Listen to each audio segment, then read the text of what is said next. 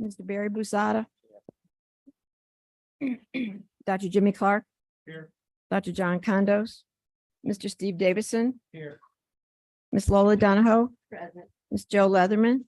Mr. Al Perkins. Mr. Dana Peterson. Miss Elizabeth Pierre. Mr. Virgil Robinson. Present. Mr. Mark Romero. Here. Miss Christine Russell. Mr. Joe Salter. Here. Mr. Brad Stevens. Miss Julie Stokes. Miss Bailey Willis. Present. We have a quorum. Thank you, Carol. At this time, I'll ask Mr. Salter to please lead us in an invocation as we begin this morning's business.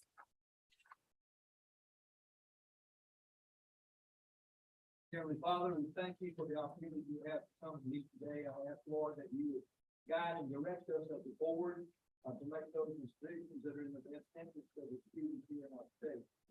Lord, I pray for our president, Dr. Henderson, and other staff members, and also, Lord, those that have leadership responsibilities in the various universities. Lord, I ask that you would well today. I thank you for the group of young men that we have here. I ask that you guide and direct them, Lord, as they go forward. Lord, I pray that you be with us as a state and as a nation that you are in this time of elections, and I ask that, Lord, that whatever happens, no matter who wins, Lord, I pray that the transfer of power would be peaceful. Lord, I ask that you would forgive us for the ways that we stand against you. Lord, I'd ask that you bless us with rain, and particularly, Lord, that you would be with those who are fighting the fires and the parks and so forth here in our state and elsewhere. Thank you again for your blessings and guide and direction. For Christ's sake. Amen. Thank you so much, Mr. Salter. At this time, may I please have a motion and a second to dispense with committee deliberations and to meet as a committee of the whole? Moved by Mr. Stevens, second by Mr. Romero. All those in favor indicate by saying aye. Any opposed? Thank you. That motion carries. Also, I would like to advise that if any member of the audience would like to make a public comment on an agenda item, please use the comment cards located on the table in the back and give them to a staff member. At this time, we'll move to the approval of the minutes of the June 22nd, 2023 board meeting. May I please have a motion and a second to approve those minutes? Moved by Ms. Bailey Willis, second by Mr. Mark Romero. Any questions, any discussion? All those in favor indicate by saying aye. Aye. Any opposed? Thank you. Those minutes stand approved. Again, we are meeting as a committee of the whole, and everyone can vote on all items. Each committee chair will conduct the business of that particular committee. We'll start with the Reginald F. Lewis Scholars Report. Dr. Norris, if you would please come to the table and give us the report of the Reginald F. Lewis Scholars Program.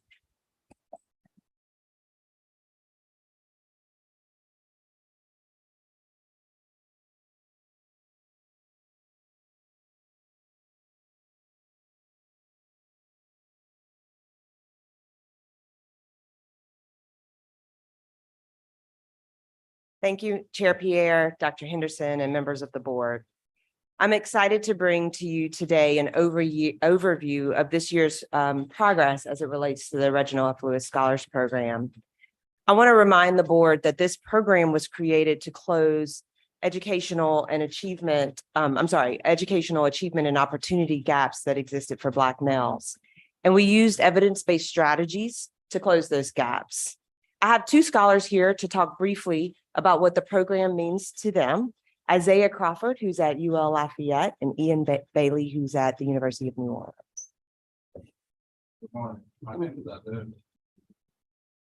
Good morning. My name is Isaiah Crawford. I'm from UL Lafayette. I'm a part of cohort 2, and I'm from New Orleans, Louisiana. First off, I think that it's kind of hard to put into words how important this program has been in my development and just my growing as a character and a student at UL Lafayette. In just a short amount of time, I've been able to do more than a lot of people where I'm from were able to do in their whole entire life. A lot of people where I'm from don't even make it past the age of 20, so it's kind of hard to even express how important and impactful this has been for me. And just being able to sit here and talk to you all today about my experience just shows how powerful this program has been for me. I went from not being able to wear professional clothing, not even understanding the importance of wearing professional clothing, to owning 9 suits. I went from not even knowing anything about Lafayette or any other universities to being able to travel to all of them for free and being able to just connect with a bunch of individuals from each school. It's just, the program has grown my care and my understanding of different cultures and different people, and just understanding who all of you are, just being able to meet y'all and shake y'all's hands. It's just been very impactful for me. And I think overall, being able to meet the facilitators alone, my facilitator, Ruben Henderson, it's hard to even put in words how important he's been for us. And I think everybody in this room can understand what I'm saying when I say that. He's grown me as a character. He's been a true brother, a father figure. Everything that I've looked for in a person, a man, he's shown me how to be that person. And being able to go to France next summer is a big thing for me too. Just going out the country, that's something that not a lot of people get to do. I'm sure a lot of y'all probably even haven't been there yourselves. So it's kind of different to see that and be able to do that. So the program has allowed me to go from paying $5,000 a semester my freshman year to being able to get paid to go to school, something that I worked for my whole life. I always told my parents that I wanted them to not have to pay for college, whether it was going to be athletically or with my mind, and I'm glad I'm able to do it with my mind. This has freed me up to be able to play sports in college and show people that, there's another route. There's always another way to work and to grind. So it's allowed me to channel my hunger and my passion to be great and really put it forward and see people that are in the same positions that I want to be in. And I think that the program has really been impactful in that manner. And I'll be able to show the individuals that look up to me and the individuals that's coming behind me that there's a way. And if they put their mind to it, and if they put the work in, then they'll be able to get to the same position.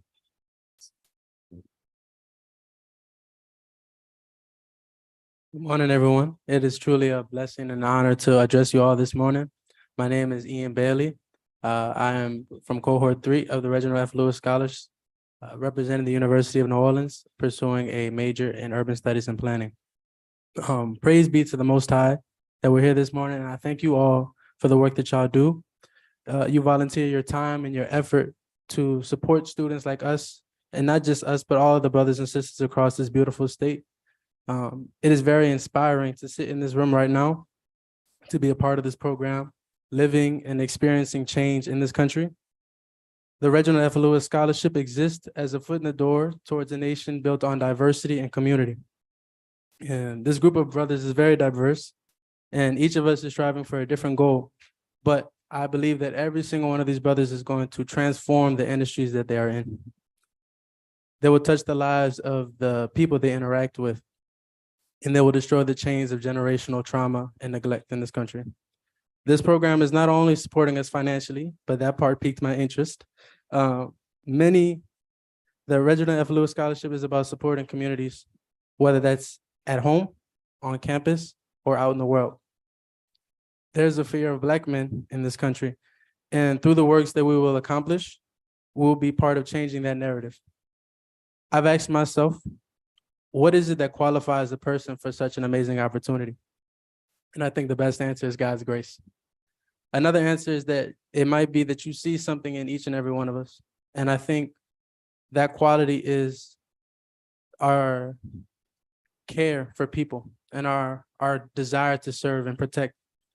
And I see that in yourselves as well, each of you on this board who helps to support this program.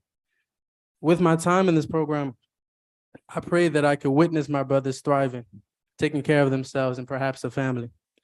I pray that we witness the contributions that we can make in our communities. And I pray to see a fine group of young men who are serving a purpose that is greater than themselves. I bear witness that there is no God but one God, and glory belongs to him. I seek his forgiveness and I repent to him. And I pray that God rewards all of you for your efforts and forgives you all as well and guides us in our endeavors. And it is a pleasure to share this moment with you, and I appreciate your time.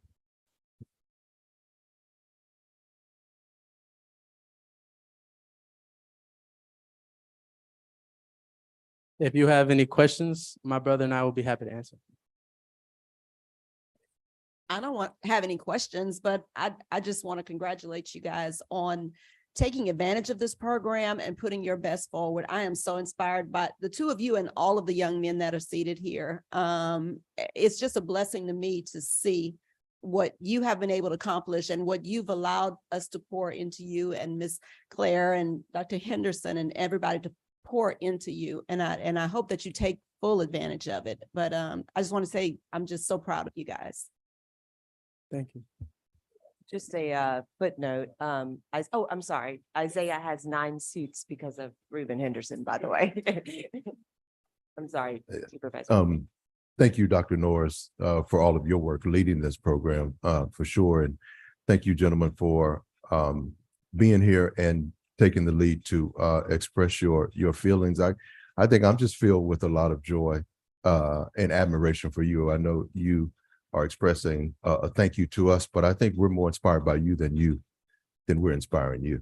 So I want to thank you just for sharing your comments and your story today. And something you said to me a moment ago really struck me in this idea of diversity. We are supporting this program because we want a more diverse array of people to have success in our state, for sure, in our university system. But I think also looking at a group of Black men, we can assume that we all are coming from the same set of experiences, have the same thoughts, have the same dreams, goals, and desires. And what you just expressed, there's a diversity there.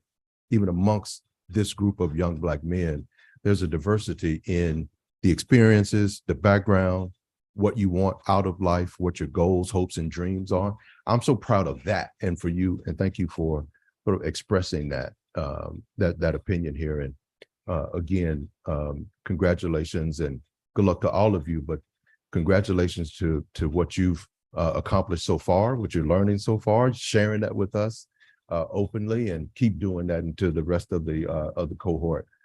Keep doing that. Engage with us. Let us know how we can get better at helping you and serving you more. So thank you. It is a pleasure. Thank you so much. I would just like to say, I'm proud of all of y'all for everything that y'all are doing. Y'all are representing the underrepresented, and your presence here matters. And so you never know how many young little boys and even girls are looking up to you and your excellence, and you represent. You can be more than your current circumstance and situation. And so just thank y'all all for being here and y'all's time and dedication that y'all have to this program. I'd like to give you your flowers as well, sister, sitting on a board with all of these wonderful individuals. You're doing the good work too.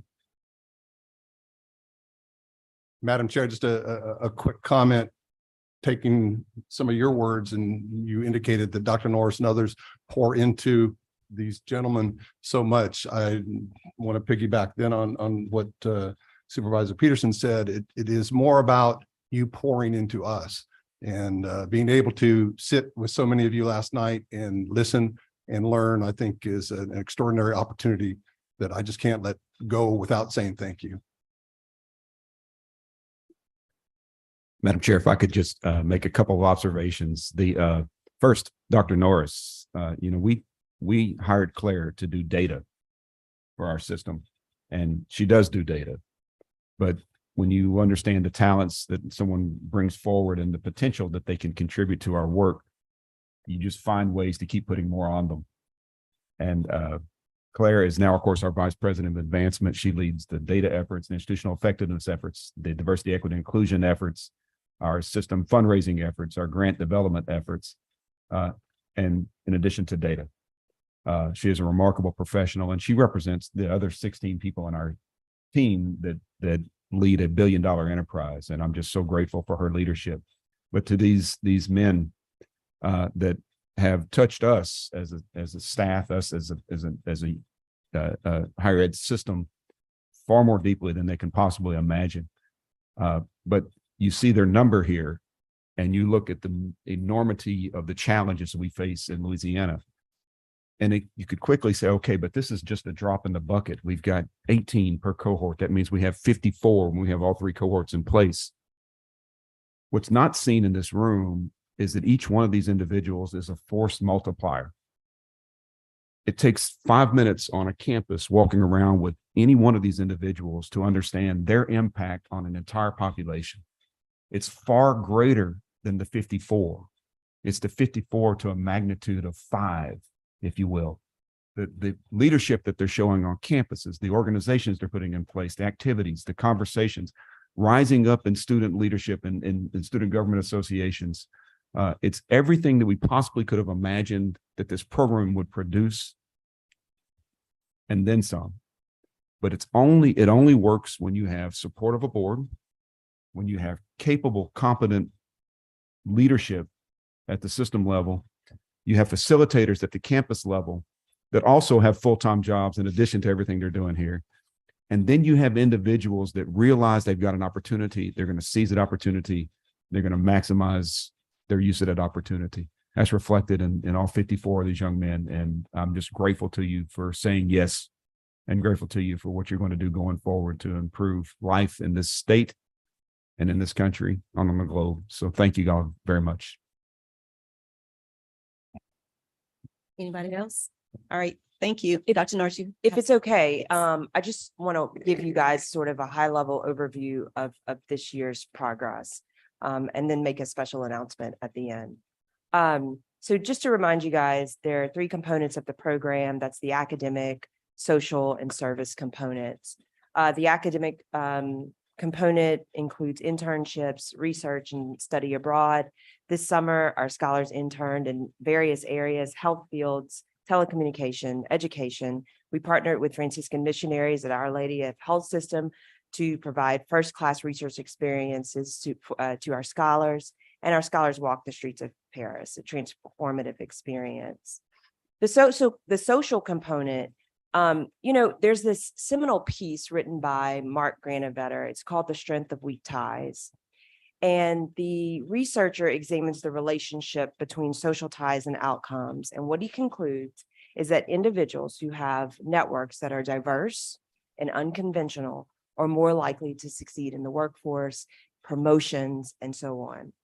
And so we've really gotten intentional about developing our scholars' social capital. We have exposed them to community leaders, board members, campus presidents, CEOs, CFOs. But what Granovetter also does that I thought was really unique is he looks at the social tie and its influence on mental health. And so we've gotten very intentional about making sure that we create a brotherhood for these guys so that their mental health can be in a good space. We also have campus facilitators who provide so much support to these guys, from their being their cheerleader to their advocate and so on. I wasn't able to meet with you guys at the June meeting because we were running around with the Black Male Summit, but I just wanted to kind of give you an overview of exactly what happened. This year at the summit, we did something just a little bit different. In previous years, we largely focused on, again, the educational achievement gaps for Black males. But what we realized this year was, in order to cut through that Gordian knot, we had to bring together various individuals who represent diverse industries, interests, and even ideologies. We had candid conversations about health, education, criminal justice, and wealth. And the outcome was nothing short of amazing. We had nearly 150 high school students who attended on day 2 from New Orleans and Baton Rouge. Thank you to Supervisor Peterson for helping coordinate that effort. This opportunity to have high school students, I think for me, was perhaps one of the most meaningful experiences at the summit. We sent a clear message to the Black males in our young Black men that this system cares. And we will work and continue to work to close those achievement gaps. Overall, we had 650 attendees at that event with community partners all over the place. We had a pretty famous keynote, Tyron Matthew, who shared stories of resiliency, adaptability, and giving back to the community. As you can imagine, this work was no small feat.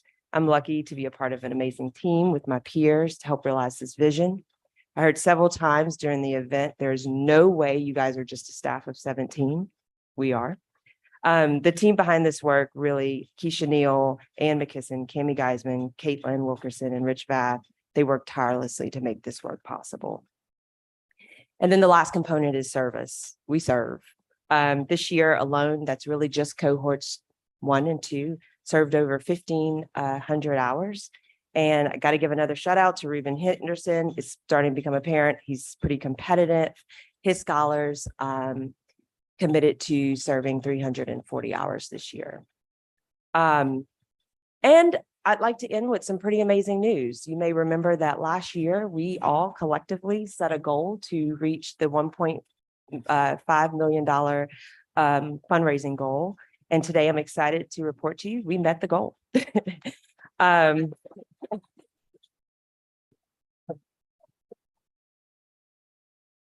I just got to say it again. We're just a staff of 17. So I don't know how we do it, but somehow it works. I think if we just put it in the atmosphere, it works. But really what we diversified our efforts in terms of outreach. Many of you gave, many UL system employees gave, board members, foundation board members, everyone gave. We sought out grants. And we had someone special give me a call at UL Lafayette, Dr. Kumar Diaz, and he said, I've got an idea. And I'd like to call him up to tell you how we really met this goal. Boomer.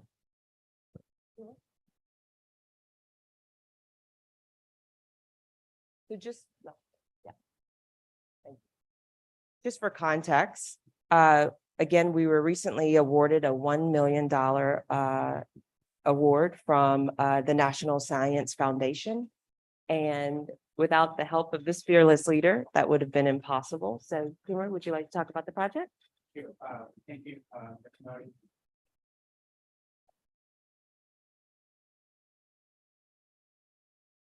Thank you, Dr. Norris, and good afternoon, good morning, everyone. Madam Chair, thank you for having me. If you want to talk about this program, I have to go back to an afternoon of spring 2022, when I was at my office and my boss, Dr. Ramesh Koluru, came to my office with a flyer of the Resident Lewis program. And he came to me and said, Kumar, we need to do something about it. He was going back, I believe, Ramesh is here somewhere. He was going back from the UL system meeting and said we should be doing something.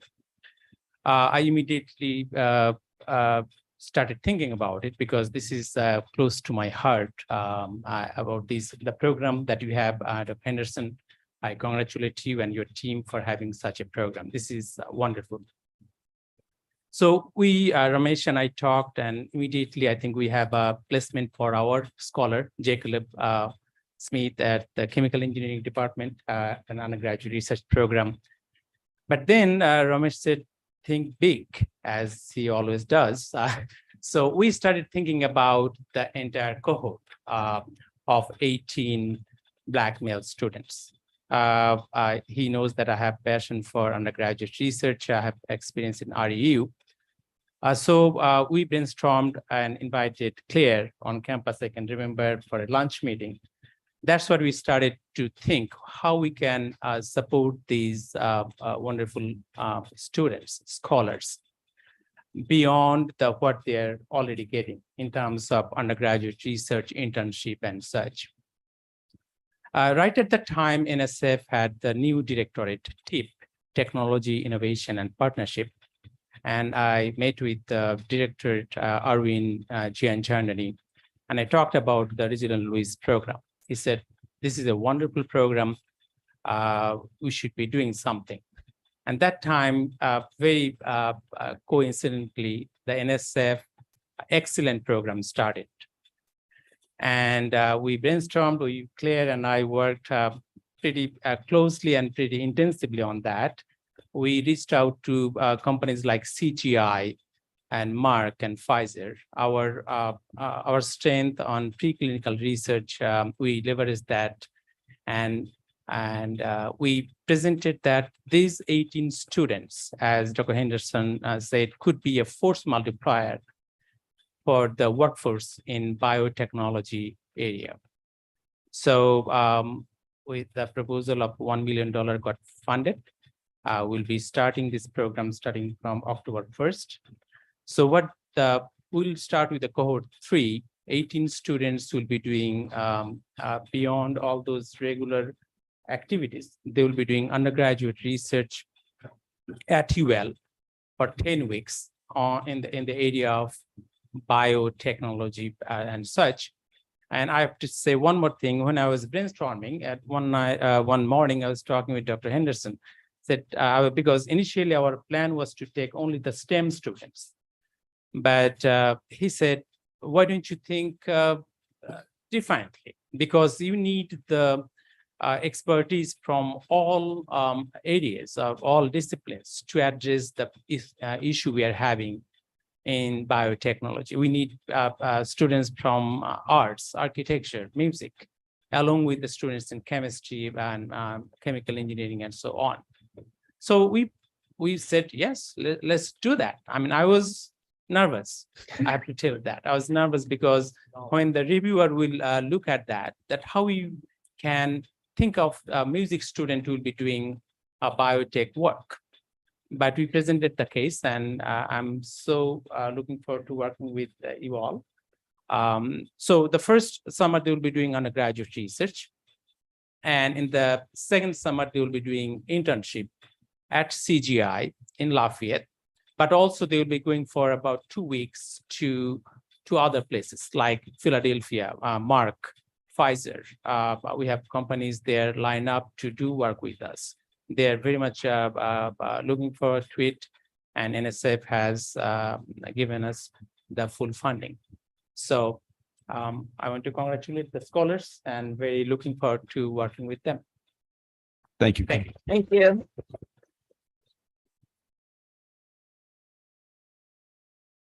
Thank you, Coomer. All right, and so the last slide I have for you, and I'll need your help with this, is I'm sorry, you can go back there. We are going to go bigger with our goal. Okay. Because we should. We know this work is important.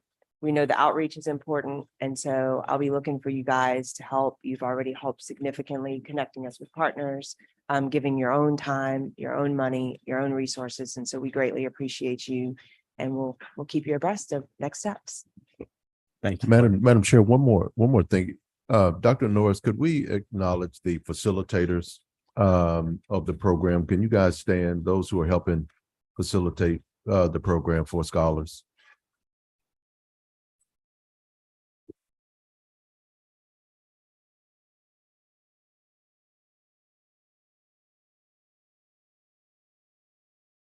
I just want to say thank you guys for your service and helping this program go along. And I hope the scholar, that it was evident in what the two young men said, but how much you guys are actually pouring into the young men is what really, really matters. So thank you so much. Mr. Peters. Yes, thank you, Mr. Peterson, for that. Thank everyone who's associated with this program. Now we'll move down to our next committee report, which is a report of the grievance committee. Ms. Donahoe, would you please give us that report?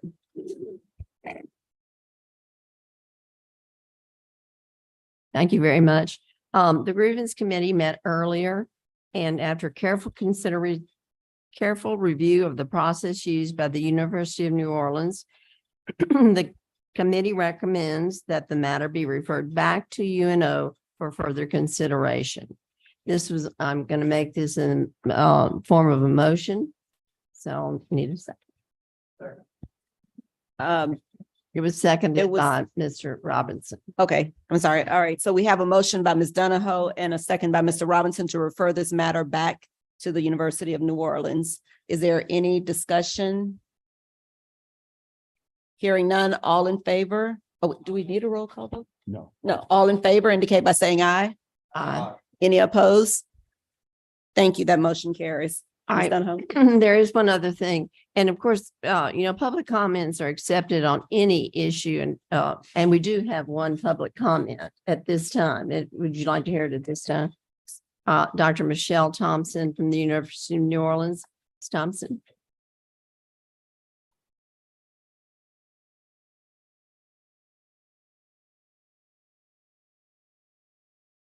Thank you. Thank you and good morning. Good morning. I am Dr. Michelle Thompson, and I just wanted to make a brief statement. I appreciate you giving me the opportunity to say that I would like to thank the board and the grievance committee with finding that I was not provided with an appropriate process with respect to my grievance about salary discrimination, despite the insistence of the UNO administration and their attorneys that I was provided with due process to file my grievance. Thank you. Thank you.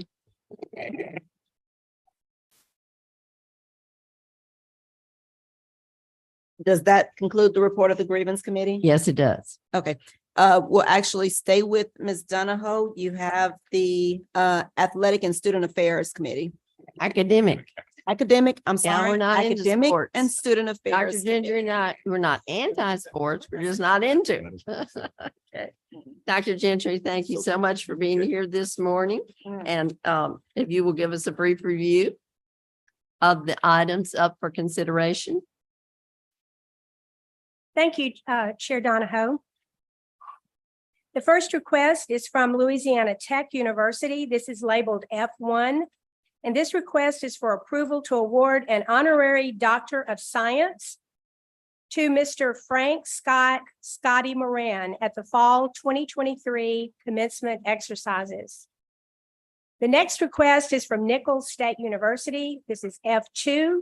And the request is to name the university's Department of Teacher Education, the Linda Satterley Myers and Lou Wilson Myers Department of Teacher Education. The next item is F3, University of Louisiana at Monroe. This request is for approval to name the Doctor of Physical Therapy program, the Marjorie S. Price Doctorate of Physical Therapy program. F4 is the University of New Orleans request for approval of a memorandum of understanding between the New Orleans Center for Creative Arts Culinary Program and the Lester E. Kabikoff School of Hotel, Restaurant, and Tourism Administration at the University of UNO. This is labeled the HRT program. F5 is the request for approval of System University's 2023-24 promotions and faculty rank and recommendations for tenure. All of these have been reviewed by staff and recommended for approval. Ms. Donahoe. Thank you, Dr. Gentry. If no, do we have any questions from any of the board members about any of these items that have been reviewed? If not, I would like to recommend the approval of F1 through F5. Do we have a motion? So moved. Moved by Mr. Davidson, second by Mr. Romero. All in favor, say yes. Yes. Any opposed? Thank you very much. We also have two other items for consideration, Dr. Gentry.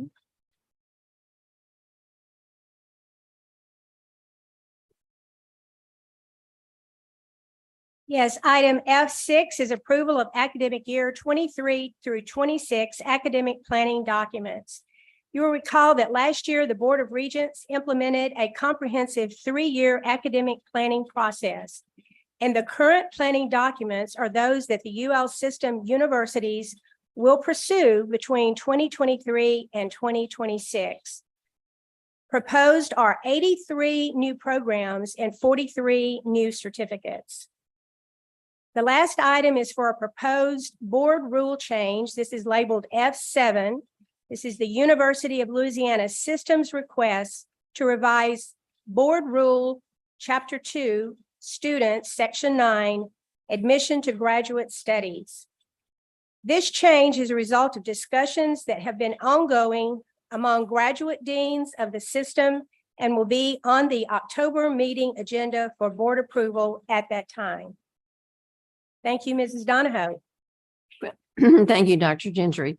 Only F6 needs to be voted on.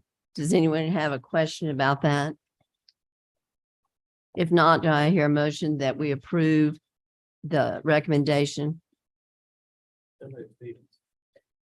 Mr. Stevenson moves second. Seconded by Mr. Davidson. All those in favor say yes. Yes. Any opposed? Thank you very much. The other item of business is for discussion. So if anyone has it, would like to ask any questions, please feel free to do so. But we won't vote on it. Yes. Just a clarification on the process. We will be coming forth with the entirety of the question. Next board meeting. Is that Well, you should have those changes in a document that was provided to you today. Has the original document as well as the revisions.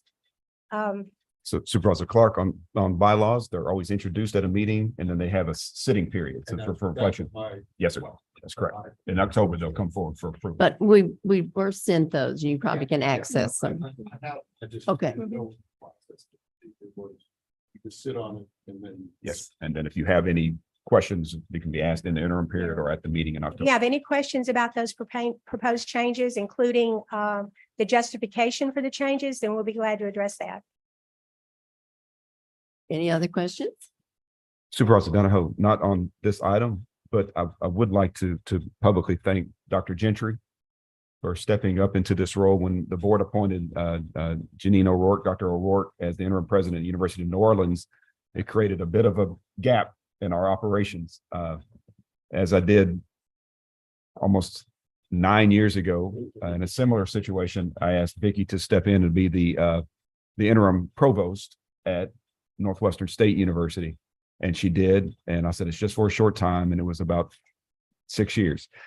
And so when we had this opening, I said, you know, there's one person who can step in and do this work. And of course, that's Dr. Vicki Gentry. And I just wanted to thank her publicly for doing an extraordinary job during this season when she was supposed to be home and retired and relaxing. But Vicki, thank you. Thank you. It's an honor to be here. I was expecting questions, Mr. Clark. I was prepared. He did. That's a good question. I was forewarned. You have a reputation. I'm saving them for Mr. LeBlanc later on. Okay. All right. Well, thank you so much. Thank you. Thank you. It's beautiful. That concludes the academic committee's reports and recommendations. I'll turn it back to you. Okay, thank you, Ms. Donahoe. At this time, we'll move to athletics. Mr. Stevens will address the items under the athletic committee. Remember, you had 11 items on that committee.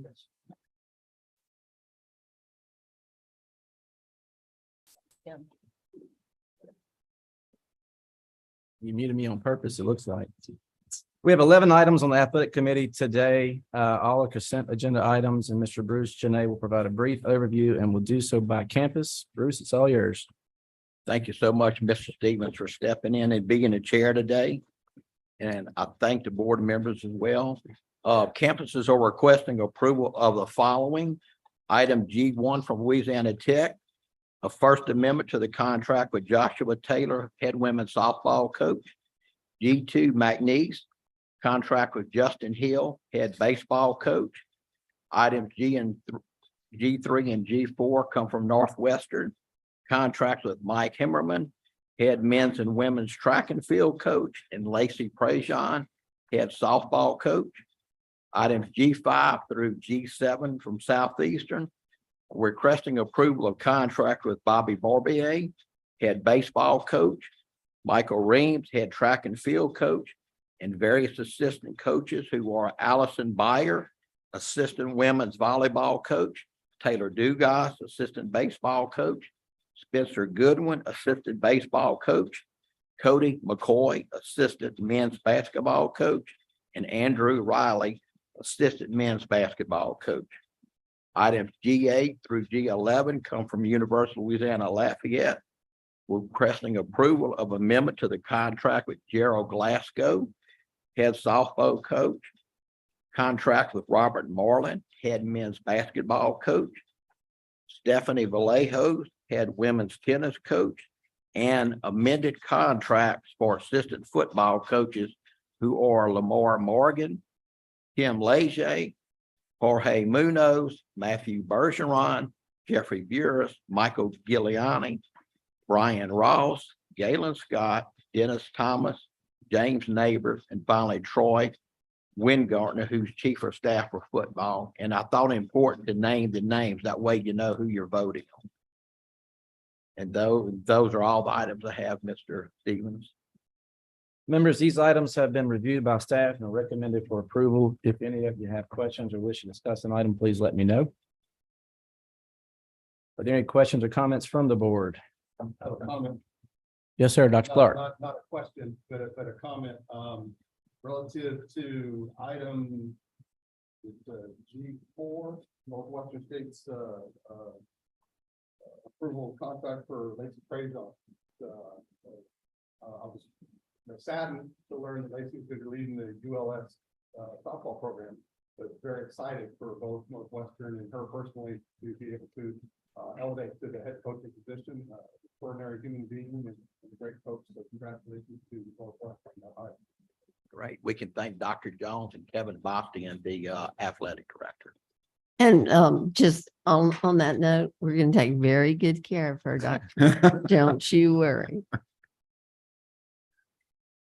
Are there any questions or comments from the public? If no one requires further clarification of consent items G1 to G11, may I have a motion, a second for approval? All right, Mr. Salter was the second. Who was the first? Romero. Any discussion? All in favor, say aye. Aye. Anybody opposed? Motion passes. Any other business before the athletic committee, Janae? That's it? All right, the next committee is the audit committee. Right, Mr. Robinson, will you address those items? Thank you. We have, 3 items on the audit committee agenda today, 2 of which are consent items. Mr. Janae will give us a brief overview of those items. Thank you so much, Mr. Robinson, for stepping up as well to be the chair. Appreciate it. I'm proud. Item H1 is from University of Louisiana System. Approval of a revised internal audit charter for each of our 9 campuses. Basically, the charters have been modified to reflect the language that was made in the system audit charter that was approved by this board on April 27, 2023. Mainly talks about duties because it brings in the audit committee. It brings in the new chief audit executive, chief compliance officer. So it's not that many changes. Item H2 is from University of Louisiana System as well, requesting approval of the board operations and system universities 2023-24 internal audit plans. These plans were prepared in accordance with the internal audit charter for the system. The audit plans have been prepared by the system and campus directors of internal audit with input from their campus president, other campus administrative personnel, input from Dr. Henderson, also Eddie Mesh, who's the system vice president for business and finance, and also Julie Stokes, who's the audit committee chair. And we met with Chair Stokes last Tuesday to go over the plan, and she was pleased with it. And she was not able to be here, and she extended that she was sorry that she couldn't be here. So I appreciate Mr. Robinson stepping up. These items have been reviewed by staff and are recommended for approval. Of course, if there are any questions by anyone, any questions from the public? Any questions or comments? Any questions or comments from staff? Mr. Robinson? Yes. After the vote, I would have a comment after. Okay. There being no further questions or comments on that regard, I'll accept a motion to approve agenda item 1 and 2. So moved. Second. Mr. Donahue and Mr. Clark. Mr. Clark. Are there any unreadiness? Recognizing none. We had a question? No, no questions. No question. Motion is approved then. We'll go to the item H3. Yes, sir. Thank you. Universal Louisiana System. It is our every other month report to the board on internal and external activity that covers the period from June 19th to August 20th of 2023. This week, I emailed each of you a listing of internal and external audits completed by various auditors since our last meeting. Also included audits that are currently in progress for each campus, and also a follow-up timetable, as I've mentioned before. Anytime we have a report and we have findings, that the auditors will go and follow up to make sure corrective action is implemented. In addition, our internal audit charter requires that we make certain assertions to the board annually. These assertions were detailed in the executive summary that each of you received. Based on responses from me and the 9 campus internal audit directors, we want to report that there was concurrence with each assertion that we have to make to you, which is very, very good news. This is a report only, and no action by the board is necessary. Thank you, Mr. Janae. Dr. Henderson, you have an introduction? Yes, sir. Thank you, Mr. Robinson. So first, thank you, Bruce, for your report. We truly appreciate the work you've done over many, many years in managing the systems audit functions. Like many system staffers, Bruce has worn a number of hats, and those hats have continued to accumulate over the years. And so I know you're going to be relieved to give this one back up. Earlier this year, the board decided that you wanted to elevate the audit function in our operations, and we created a new audit charter and have employed a system director of audit to ensure the health and fiduciary obligations of our organization and its member institutions.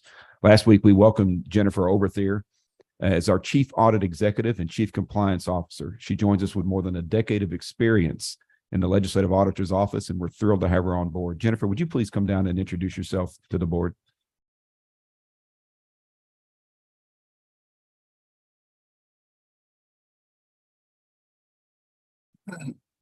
Thank you, Dr. Henderson and Chair Pierre. I'm very excited to be here. I have some big shoes to fill. Bruce has done a great job and has been really helping me throughout my process.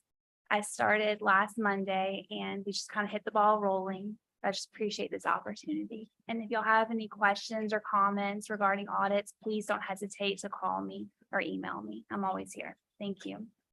So members, I knew Jennifer's name and I knew her face, but I didn't know from where. And we made the decision to employ her. Then I found out she was the auditor who audited me in both Bossier and Natchitoches, and I got terrified.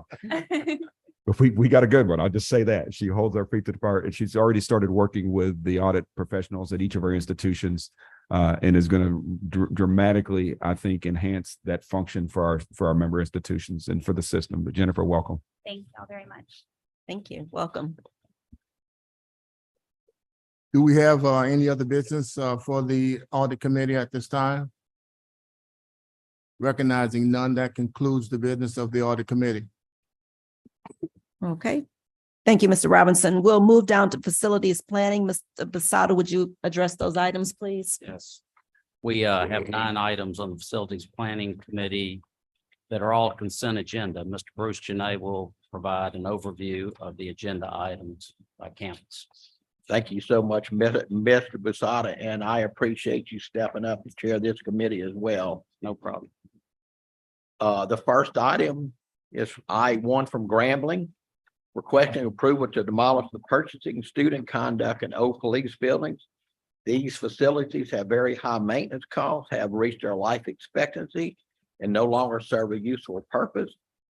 The demo is a request so that a new resident hall will be built on the location of these 3 buildings.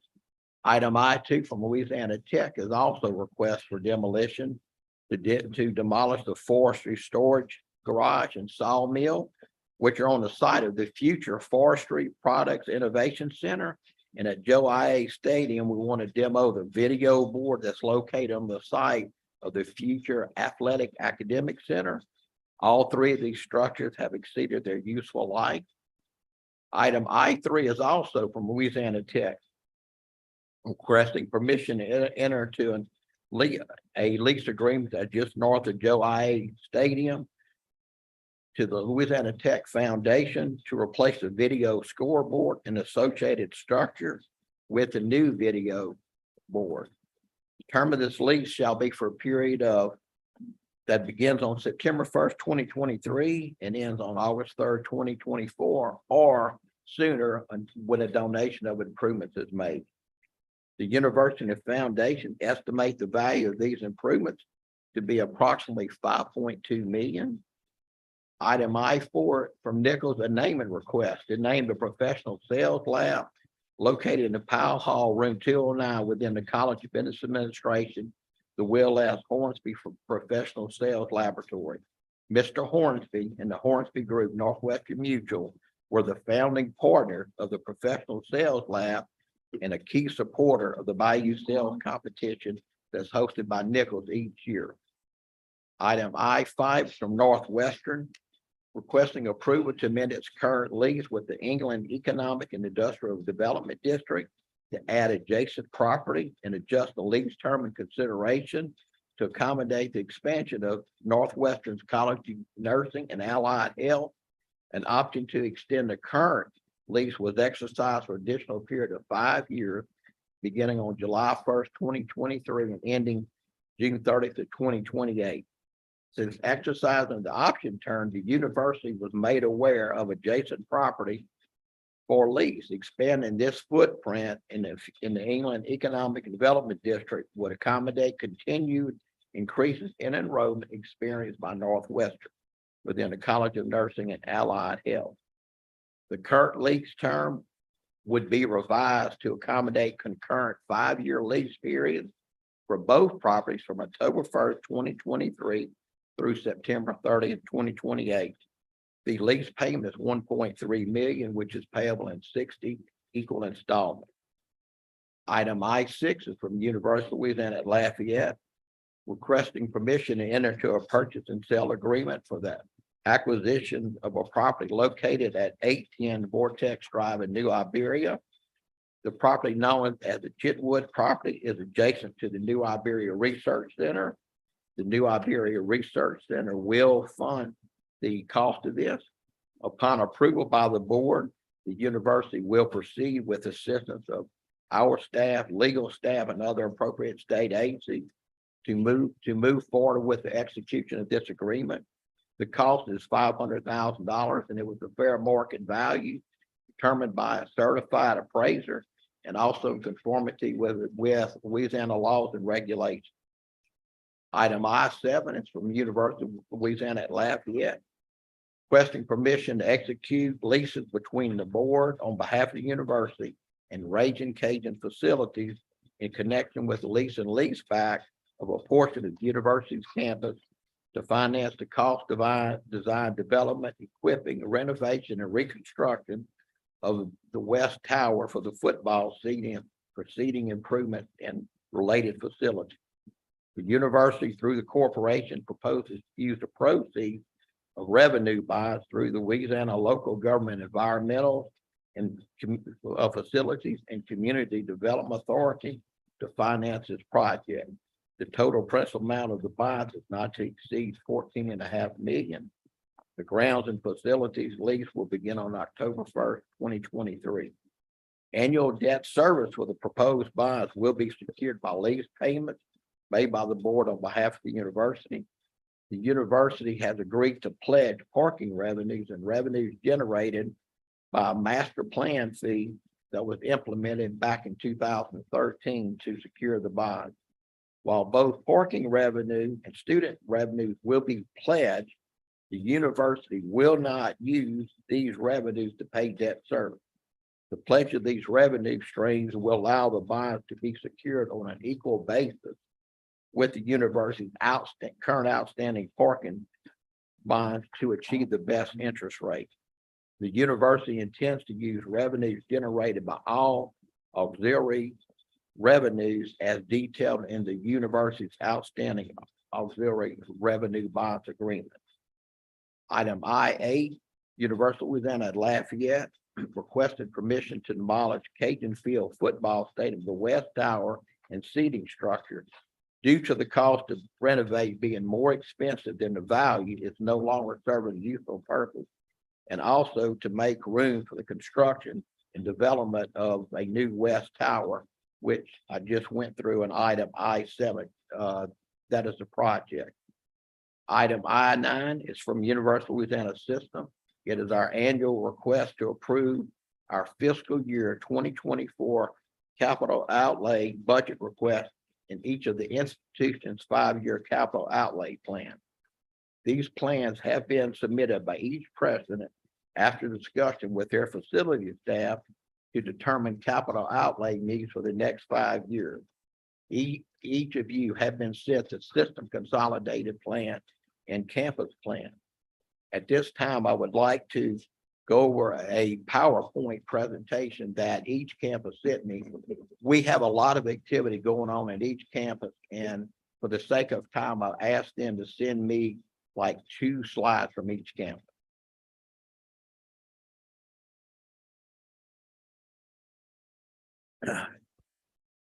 For 24-25, we have 130 projects that we're asking to be considered in the next legislative session, total about 537 million.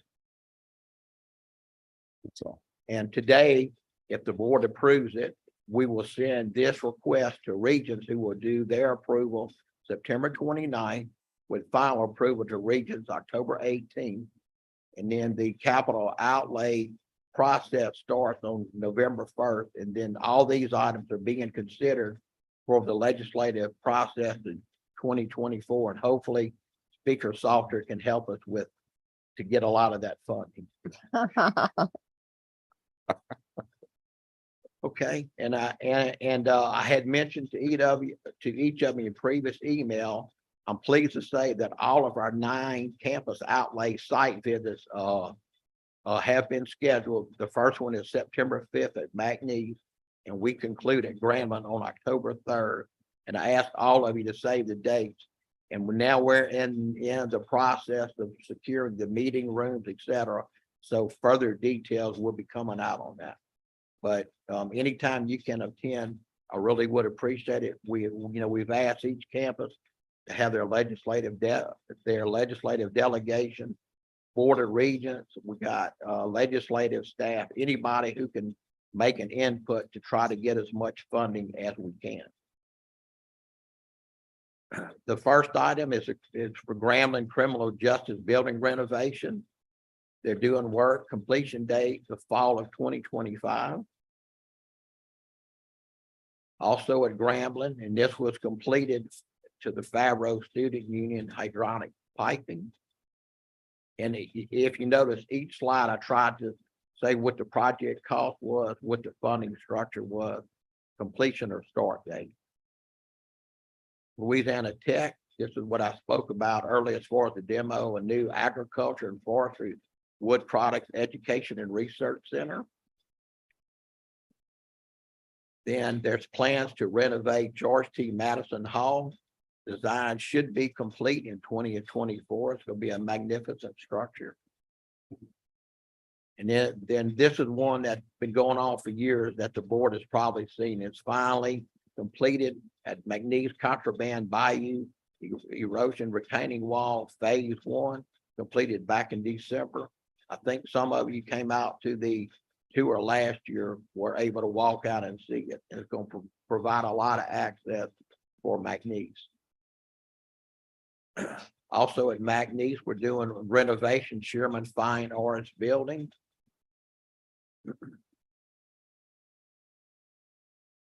At Nichols, we completed, and it was required by ADA, a restroom renovation.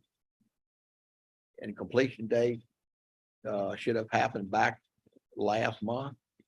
Also, it was a much needed thing that was brought out at capital outlay at Nichols to have an athletic practice facility. Completion is this month. And at Northwestern, finally got a new roof over the Health and Human Performance Center. completed in June of this year. Also in April, we were finally able to demo to make improvements for new things at Caddo Hall. This is a much needed thing, the D. Vickers Hall at Southeastern, their central classroom building renovation. A very expensive project at $40 million. Also, and it serving a number of purposes at Southeastern athletic facilities, and we listed like a baseball, the Strawberry Stadium, softball field lighting. And this is coming, been talked about for a while. I know that Mr. Winston would be glad to hear about this, the new engineering classroom building at ULL, estimated completion 2027. Also, as part of different things that's been approved, and Lady of Laura's a new healthcare education and training facility, health sciences campus at ULL. ULM, their health sciences complex renovation known as Sugar Hall. And then at ULM as well, Stanger Young Leadership Center. At UNO, it's been needed for a while, but a new science building, classroom, various type of renovations. You can see it's quite an important improvement from before and what it looks like after. And finally, at UNO, this was something that was very needed, the geology and psychology roofing project. I actually had a chance to tour the top of that, and it was in very bad shape. Also, I think that Kim Hunter Reed, commissioner, took a tour about a year or two ago, and she walked on top of it. It was something that was very, very needed. So that finally was replaced in May of 2023.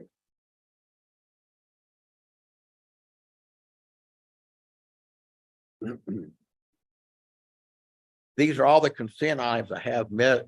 Busada. I want to point out that the presidents and staff are in the audience, as well as our outside legal counsel. And also we have Matt Kern with Johnson Walker. If you had any questions about the ULL stadium change, should any of you have any questions at this time? I do have a question. Doesn't have to do with you, but with Grambling. Could you give us an update on the situation with the library? I think that Dr. Henderson has planned to do. Yeah, that. Ms. Dunham, I'd be happy to provide that. We have, as you know, when the board met in retreat in February of this year, we had an overview of the library situation from Mark Moses with facility planning and control. Unfortunately, Grambling is starting another year, another semester with some tremendous advances in their facility structure through the leadership of Rick Gallo. They're not starting with access to a new state-of-the-art library. That library is one of the most advanced digital libraries that exist in the Southern United States. It is certainly fitting for Grambling State University only when we can access it. And so students still cannot access that. Now, this board is instrumental in elevating this project at the very beginning.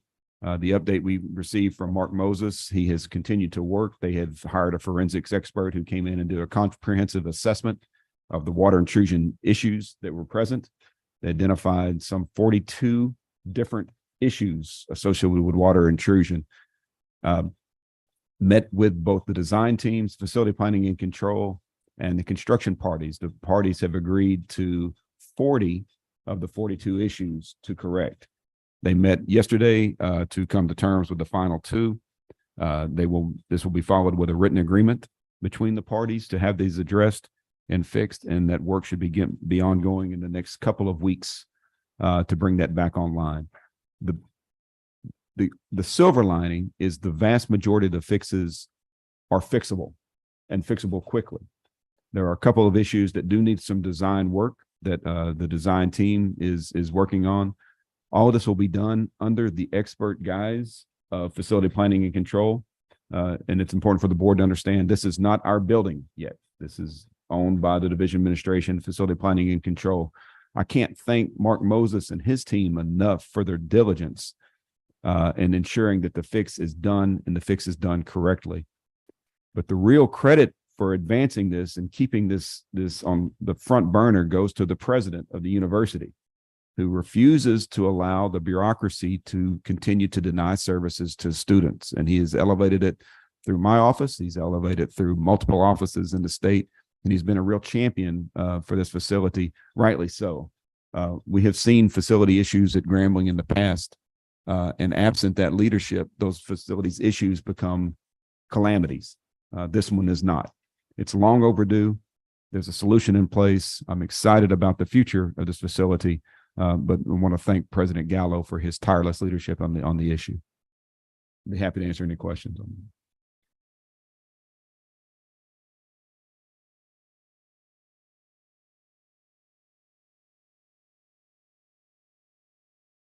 That's all I have, Mr.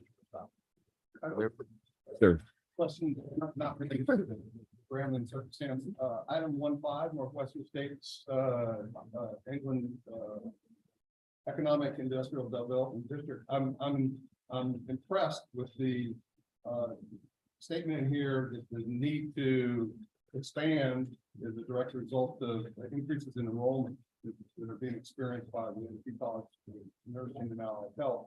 I'm not sure whether now is the time, at some point in time, I would appreciate hearing more about what is happening there, how you are using that particular site to expand, something about the demographics of the people who are coming into that system, and then, you know, who is benefiting from this acceleration of nursing students. So I don't know, Dr. Jones, now is the time. Yeah, that'd be fine.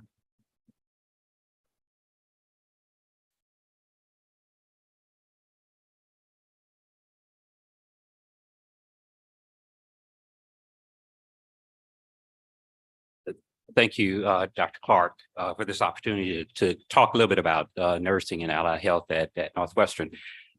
The board was gracious enough to elevate the Warrington Hall project on the nursing campus in Shreveport.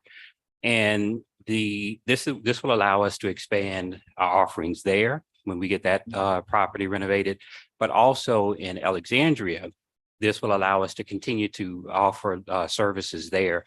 Currently, we occupy a space at one of the local hospitals. So this will allow us to move those faculty members that are currently located there to the England Air Park space. And this is 2,400 square feet of additional space that we will then be able to expand the current offerings and reach a larger number of students. We've received several grants and to provide expanded services. So this would allow us to meet the needs of the requirements of that grant. How many students are currently using the England Air Park space? Do you have a sense of that? We have probably about 150 students that are on that site. And is it just nursing allied health there now, or? Primarily. So again, this will allow us to sort of occupy space in Shreveport and protect our nursing offerings in the Shreveport area. It will allow us to expand in Alexandria and of course in Natchitoches as well. And we describe the Shreveport timeline in terms of how that renovation. So we've gotten funding out of the last session to do the planning. So we're getting ready to start on the planning for the renovation of Warrington Hall. And then hopefully next session, we'll get the additional money. So we got 1.3 million in this session, and hopefully we'll get the remaining portion of the 13 million to actually start renovation. And I would just like to make one other comment. At the nursing facility in Shreveport is where our anesthetist program is. Is that correct, Dr. Jones? Correct. We had 20 slots. That's all we could fill.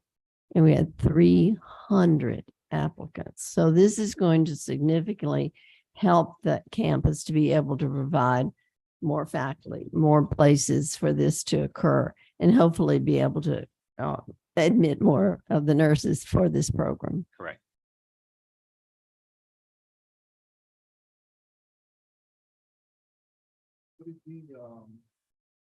It's not about Northwestern, it's about faculty grant. I'm sorry. would it be over aggressive to, come up with a best case scenario as to a date that we might be able to move into that building? Given the discussions as to where we are now? Mr. Chairman, it would be difficult to give an exact date until they finalize this agreement that's going out today. I will suggest to you that Governor Edwards has sent a message that he expects to be at the ribbon cutting of this facility as governor. I'll take you back and do it. And hold them to that.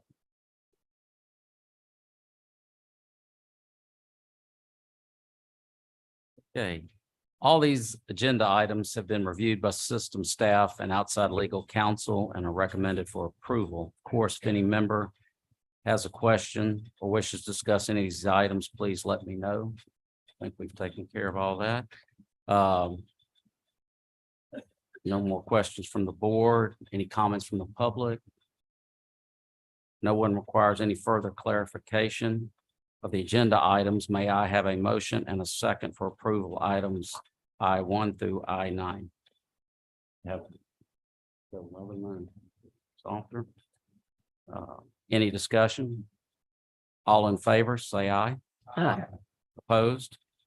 Motion passes. That concludes the business of the Facility Planning Committee. The next committee is Finance. Right, Mr. Romero. Thank you, address those Madam Chair. items. Finance Committee today has 5 items on the agenda, all of which are consent items. Mr. Eddie Mesh will provide an overview of those items for our consideration.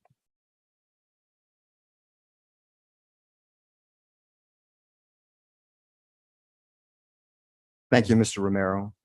J1 is University of Louisiana at Lafayette's request for approval of the Cooperative Endeavor Agreement Addendum Number 1, effective September 2022. Under the direction of the governors and energy secretaries of Arkansas, Louisiana, and Oklahoma, the Louisiana Department of Natural Resources and the University of Louisiana at Lafayette have led the development and submission of a 1.25 billion proposal to the U.S. Department of Energy seeking designation as a regional hydrogen hub. UL Lafayette to engage 2 professional natural resources and ULL to engage 2 professional proposal development and management companies, Guidehouse and Emergent Methods. Natural Resources has contributed $1 million toward the total cost of a 1.1 million services provided by these companies. Through this addendum, the university is seeking approval of the board to contribute $100,000 toward these costs. J2 is University of New Orleans request for approval to convert the Jack and Reba Matthew Endowed Chair into engineering into 2 4 endowed professorships. The Jack and Reba Matthew Endowed Chair in Engineering was established with a contribution of $600,000 from Jack and Reba Matthew and a Board of Regent match of $400,000. The chair is expected to be vacated in July 2024, and the university now believes converting the endowed chair into 4 professorships, with each professorship being $250,000 endowment. The faculty now is engaged in research around renewable energy, offshore wind development, as well as emergency preparedness, the use of artificial intelligence as a tool for the management of power grid. It would therefore be the college's advantage to have professorships that could respond to these changes. The endowed professorships would support energy-related initiatives within the College of Engineering and not be limited to mechanical engineering, acknowledging the complexity of this interdisciplinary field. The conversion of the chair into 4 professorships broadens the impact of the chair's endowment by expanding support of the college research and teaching mission. By broadening the chair's impact, the conversion also continues advancing economic development in Louisiana, one of the chair's original purposes. J3, University of New Orleans request for approval to repurpose and rename the Urban Waste Management Professorship in Engineering. The Urban Waste Management Professorship in Engineering has been unoccupied since 2020 when a faculty member left the institution. UNL now requests the focus of the professorship be broadened. The faculty in the Department of Civil and Environmental engineering represent diverse structures of expertise, including environmental, water resources, geotechnical, and structural engineering. The current professorship is unique and currently does not have flexibility required in today's environment. The criteria would be broadened to focus on urban issues, not just urban waste. The repurpose would advance the overall contributions of the department's programs to the urban environment while still honoring the original intent of the professorship. In addition, UNO requests to change the name of the professorship to the Endowed Professorship in Urban Civil Engineering. The institution sees this title change as a better reflection of the revised focus of the professorship. J4, University of Louisiana's systems request for acceptance of fiscal year 2023 fiscal and financial and federal award programs representation letters for Louisiana Tech, Southeastern, and University of Louisiana at Lafayette. In connection with its financial and compliance audits of colleges and universities, the legislative auditors require the president and chief fiscal officer to review certain representations and certify that those representations are correct. The legislative auditor policy further requires that the appropriate management board accept the university's representation letter in a public meeting. Documentation is available in the system office. J5, University of Louisiana Systems request for approval of fiscal year 2023-24 operating budgets, including organizational charts, undergraduate and graduate mandatory attendance fees, and scholarships and system shared costs.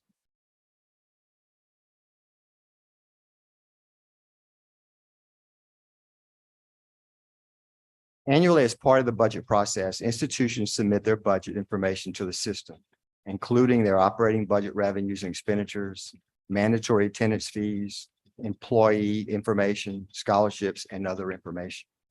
The system compiles the budget information to create the University of Louisiana System budget summary that you see here. This slide shows the system's budget summary, which reflects budgeted revenues and budgeted expenditures. This year's state appropriations increased to approximately $338 million from $288 million, or an increase of 17% from last year. This increase included state general funds, statutory dedicated revenues, and non-recurring line item appropriations. Of this amount, recurring appropriations increased by $27.5 million over last year. The recurring funding included $12.6 million for faculty and staff raises, $5.3 million in formula increases, and $9.7 million for mandated cost increases. We deeply appreciate the investment the governor and the legislature has provided us. Campuses budgeted approximately the same in self-generated revenue as last year, except ULL, which increased its self-generated revenue budget for research projects as provided by House Bill 1. It should be noted that budgeted self-generated revenues represents budget authority, not actual revenue that's going to be collected. Budget authority only represents the authority to spend revenue should it be collected. Actual revenue will probably be less than authority. Most campuses have not fully recovered from pre-COVID-19 revenue levels, and COVID-19 related grants, which have been used by campuses to replace lost revenues, have now expired and are no longer available to replace those lost revenues. If self-generated revenues do not increase to previous levels, to balance their budget, campuses will require to reduce expenditures or temporarily use available reserves.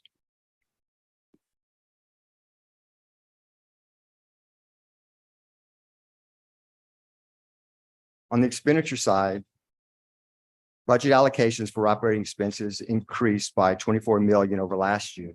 Most of this increase was for expenditure of a $10 million increase in revenue authority for ULL as provided by House Bill 1, and a $5 million reclassification of insurance expenditures at UNO. In addition, some increases in utility costs and other operating expenses are anticipated. Other charges increased by $28 million, and this was mostly for expenditure of $23 million of House Bill 1 line item appropriations to ULL for research.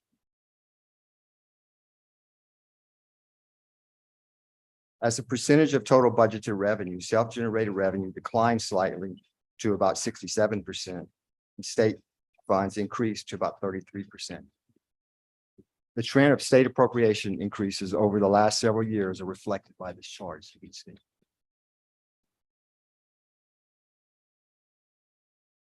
Total revenue has increased by 55 million to 966 million to about $1.02 billion, mostly from state appropriation increases.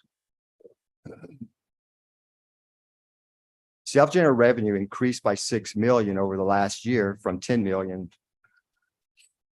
Self-generated revenue increased by 6 million over last year from a $10 million HB1 line item appropriation to UL for research, netted by a $4 million reduction in authority for Mickey's.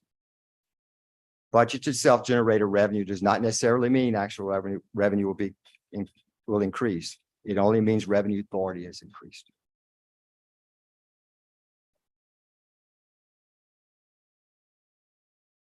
State general funds, this chart shows a $50 million increase in state funds, as well as trending increases that you can see from previous years, up to 338 million. Tuition and fees have remained relatively constant. The increase, as you can see, is increases in student self-assessed fees and energy surcharge increases at some institutions. And the last slide is expenditures by object. Personal services make up about 68% of total budget. Other areas make up about 32%. And this is a slight decline in personal services, which were 71% last year. And this completes the finance agenda items, Mr. Romero. Thank you, Mr. Mesh. The consent items presented today have been reviewed by board staff and recommended for approval. If any member has a question or wishes to discuss any of these items, please let me know. Mr. Romero. No. Under the first item, J1, in that last paragraph, it says, the university is seeking approval of the Board of Supervisors, us, I guess, for the University of Louisiana system, also us, to contribute $100,000 towards these costs. Do we have $100,000? And where would we get it? It's actually ULL that would make that contribution. Oh, will you ask the Louisiana system? So does that need to be corrected? No, ma'am, So it's I've all, got- it's all under Under the the umbrella of our state agency, and that's why it requires the board to do that, but it does come from the university's resource. We're requesting approval of the addendum, not to pay the 100. Yeah, because I had a few other things that I might like to get. Under that big umbrella. Kitty's dry. Dr. Clark? Also on J1, I'm intrigued by the $1.25 billion proposal that is going forth. And then it, in the same sense as seeking designation as a regional hydrogen hub, is the designation necessary in order for the proposal, or is it chicken come before the egg? I'm trying to understand that. If someone can explain. Dr. Collery, you want to join us?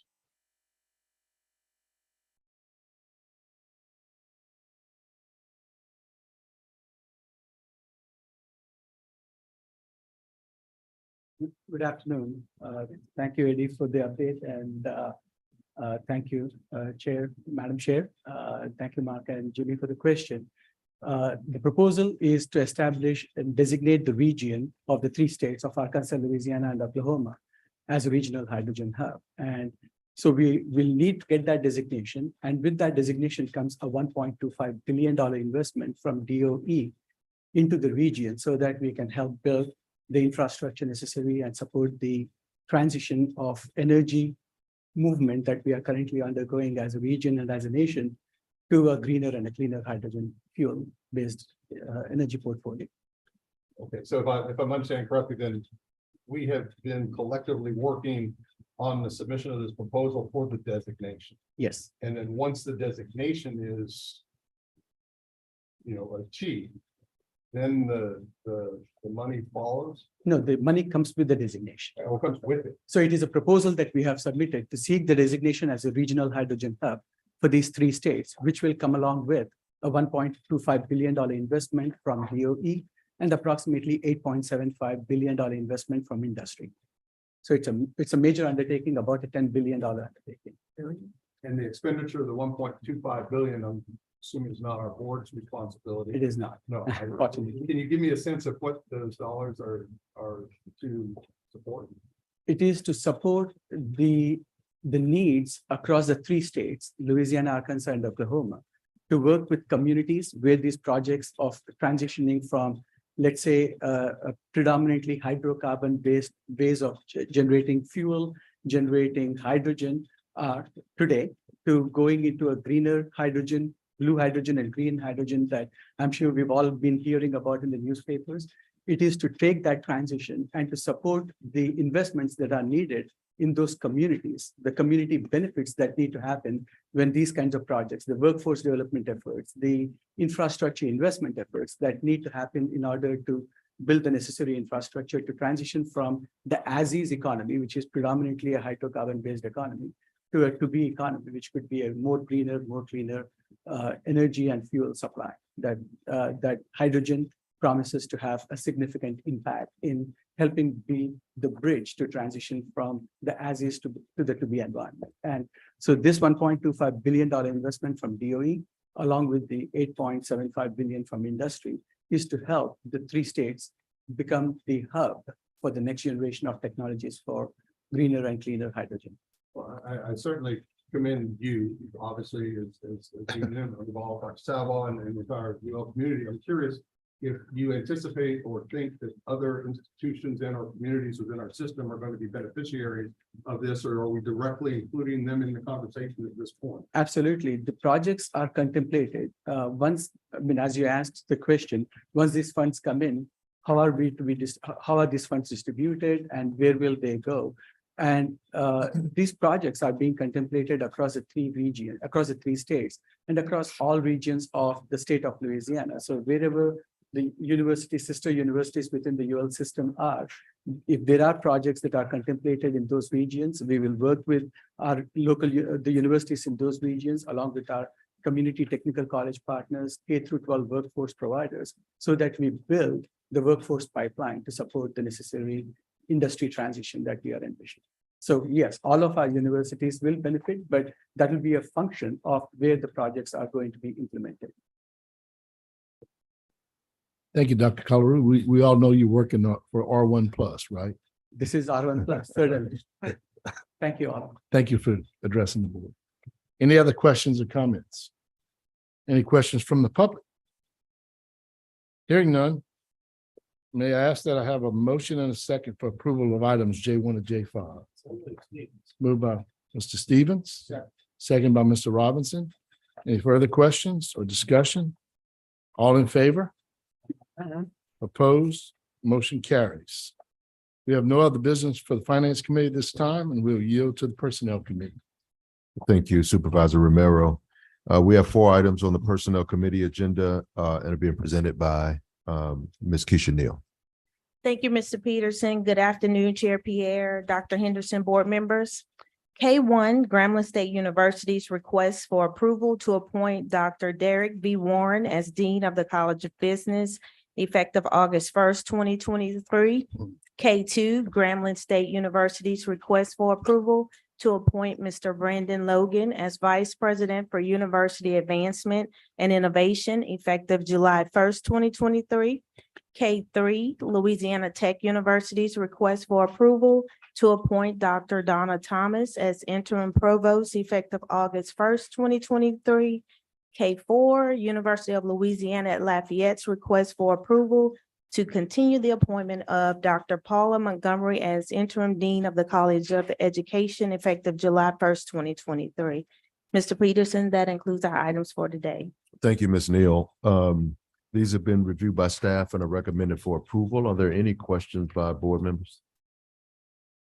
Any comments from the public? I know, I believe Mr. Logan, I met earlier, is present, and Dr. Thomas is in the room. Maybe we can ask both to come down.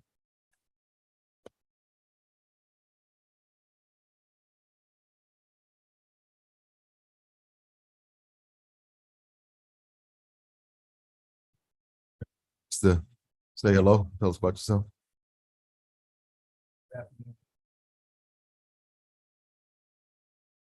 Good afternoon, everyone.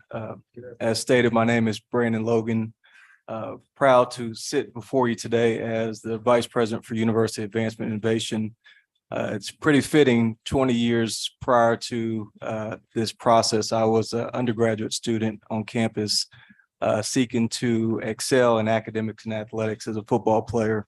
Never was it a part of my long-term plan to come back and serve as a W-2 member of the Grambling State University team, but to always make investments into a system that has produced me as I am today. So it is truly an honor for me to uproot my family from the burgeoning city of San Antonio, Texas, into a growing northern corridor of North Louisiana to do God's work. And I can share with you all that this is something that I have been preparing for unknowingly, that this is the step that God has prepared me for. And you should expect nothing but excellence out of me and my team. Grambling State University is a global brand, as you all know, and we make sure that our activities are consistent with the expectations that you all have for the university.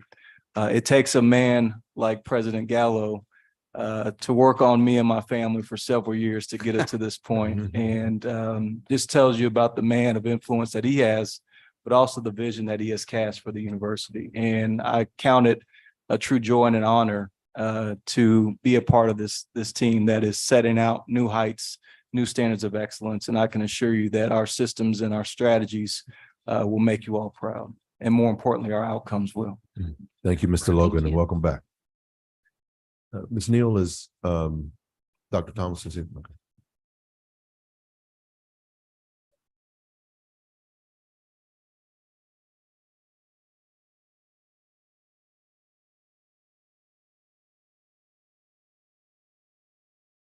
Les guys, and I'm pleased to introduce Dr. Donna Thomas. I've worked with Dr. Thomas for many years as the head of our psychology program, but he's also filled some important roles like chairing our athletics committee, which any of us on our campuses know how important that is to have the appropriate interface between that and the rest of the campus. But she has demonstrated exceptional leadership, and very pleased to recommend her as interim provost.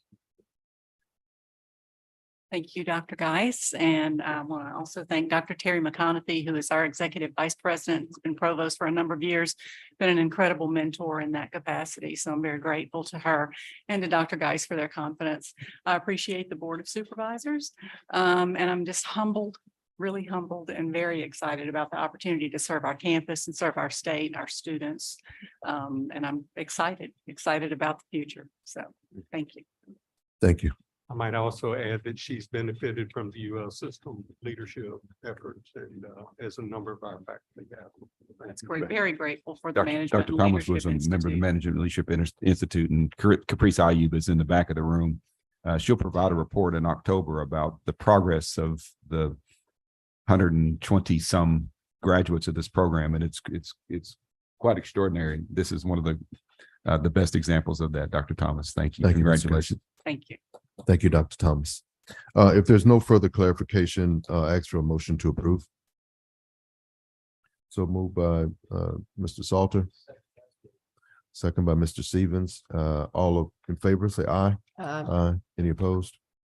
Thank you. That concludes the personnel business.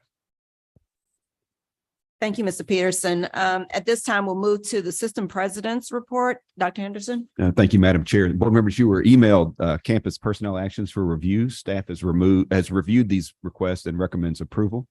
Madam Chair, we need a motion and a second. Have a motion? Motion by Mr. Romero.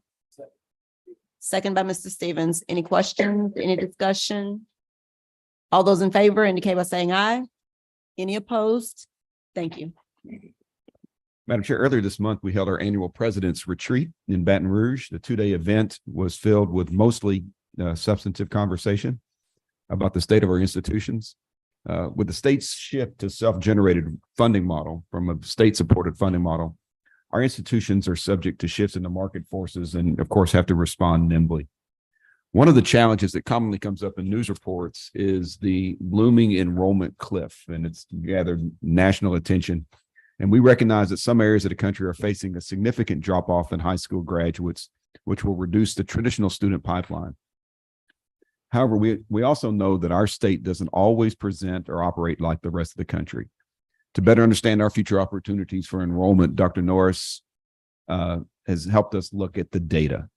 She's here and she's going to share a market analysis that she presented to the presidents during the retreat that was developed with some of her cohorts around the state. Great, thank you. We're going to work on getting this up for you in just a second. Before I get started, I wanted to share with you guys that we have an enormous amount of talent in our system.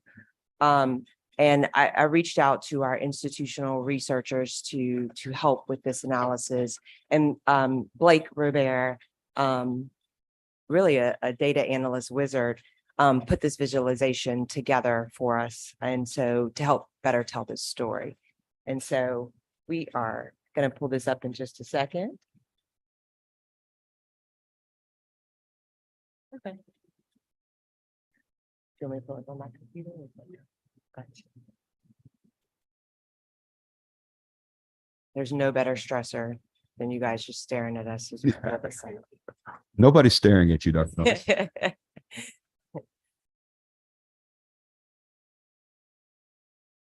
here.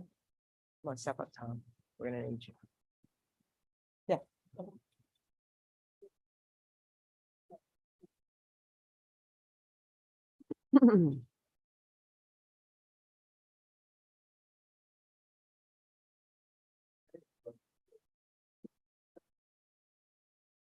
You have something else to talk about while they were. We have 17-person staff and four No, of them are working, 1/4 of them are working on this one coach. Maybe that's what's happening. No.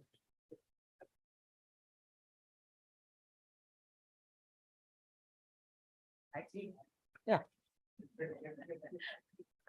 What I'm about to show you guys is an analysis. What we did was we pulled data from the Department of Education and we pulled data from the Board of Regents.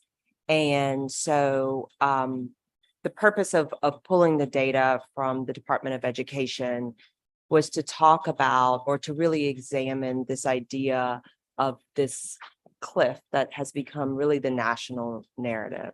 And so what we did was we pulled data from years and years, looking back at our students who are currently enrolled from, you know, all the way from our students who are enrolled right now as kindergartners. So we could begin to track and see what's going to happen in the next 5, 10, 20 years. And, you know, Louisiana, and it's exciting, is unique. And so what you're going to see when I pull it up, or no pressure to Tom, he pulls it up, is that Louisiana isn't really about to experience this significant cliff as it relates to high school graduates. That's it? Can you, no, come back. Can you pull it back? Get me up. Just get me up. And so, yeah, just pull me back up. And so what you'll see is that our next 5, 6 years of high school graduates will not significantly decline. That's not where the cliff is. What we are seeing is that high school students in this state are not necessarily enrolling in our post-secondary education institutions. Now, a couple of caveats. We're not tracking after they leave this state, we're not tracking. So they could be going to another state. They could be. I didn't dig that deep just yet. But what we are seeing is that fewer high school students, graduates, are enrolling in our colleges. And so I would say what's interesting about this is that, well, I can see it.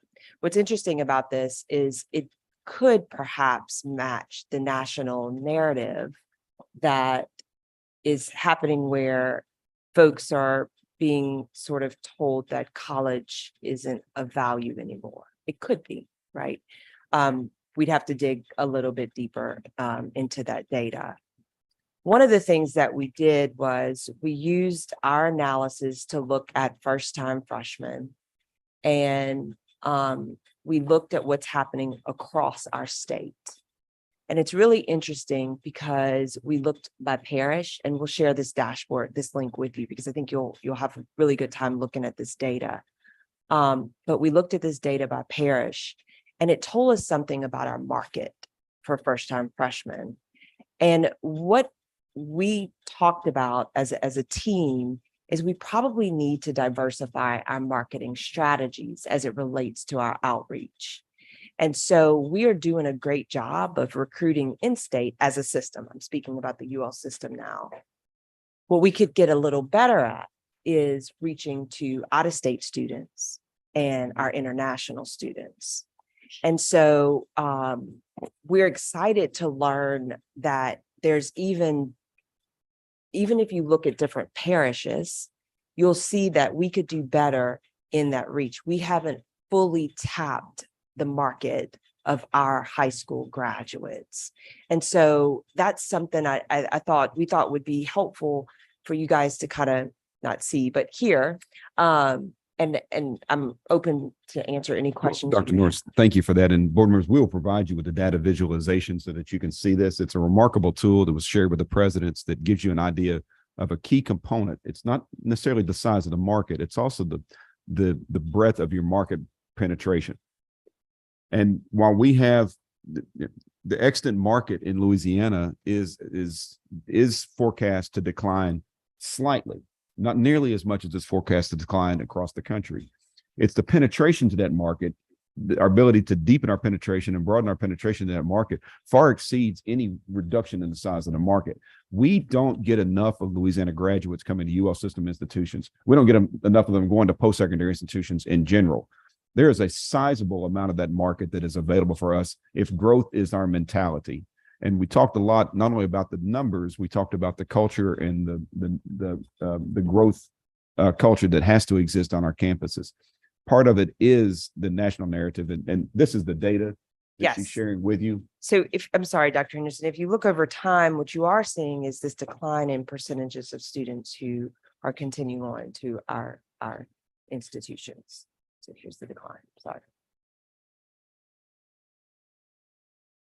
And I believe that was teeing you up to,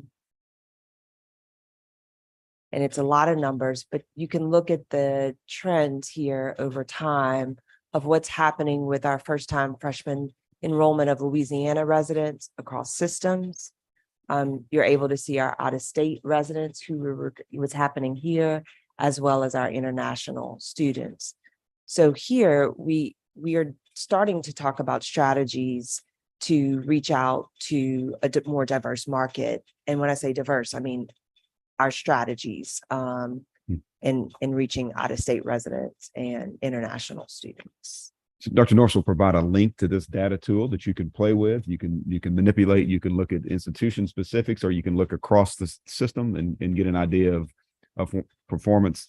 This is just one of the data visualization tools that Dr. Norris and her team are developing they're going to benefit our universities.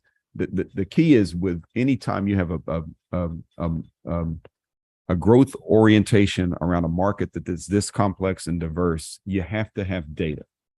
And so Claire has been working with this team to develop these dashboards that I think you're going to find interesting. It's just one component of the effort, but it will inform some of the strategies so that our institutions can target the available markets. Is it fair? Thank you, Dr. Henderson. Yeah. Now, in addition to just the population numbers and enrollment numbers, there's this other issue in where we've seen declining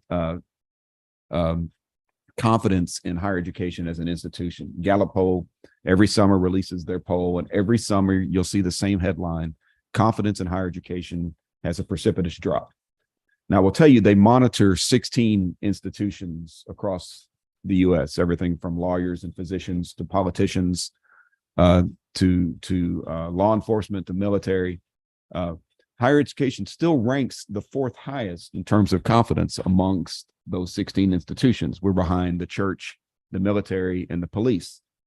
It's higher education. We rank well above politicians that rank at the bottom. That's Gallup's information, not mine.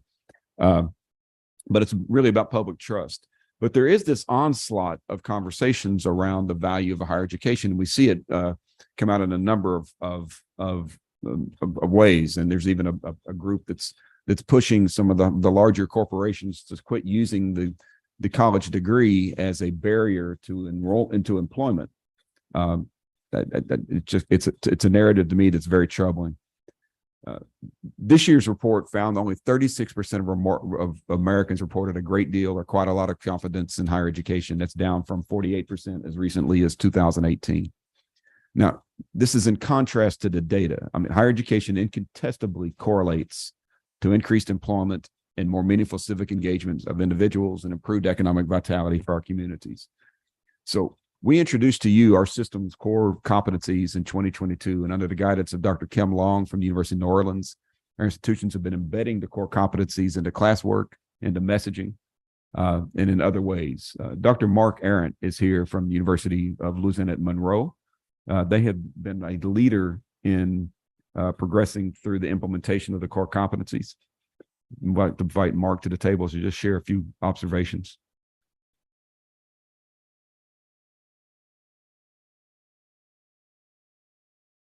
Good afternoon. This is a very exciting proposition for us.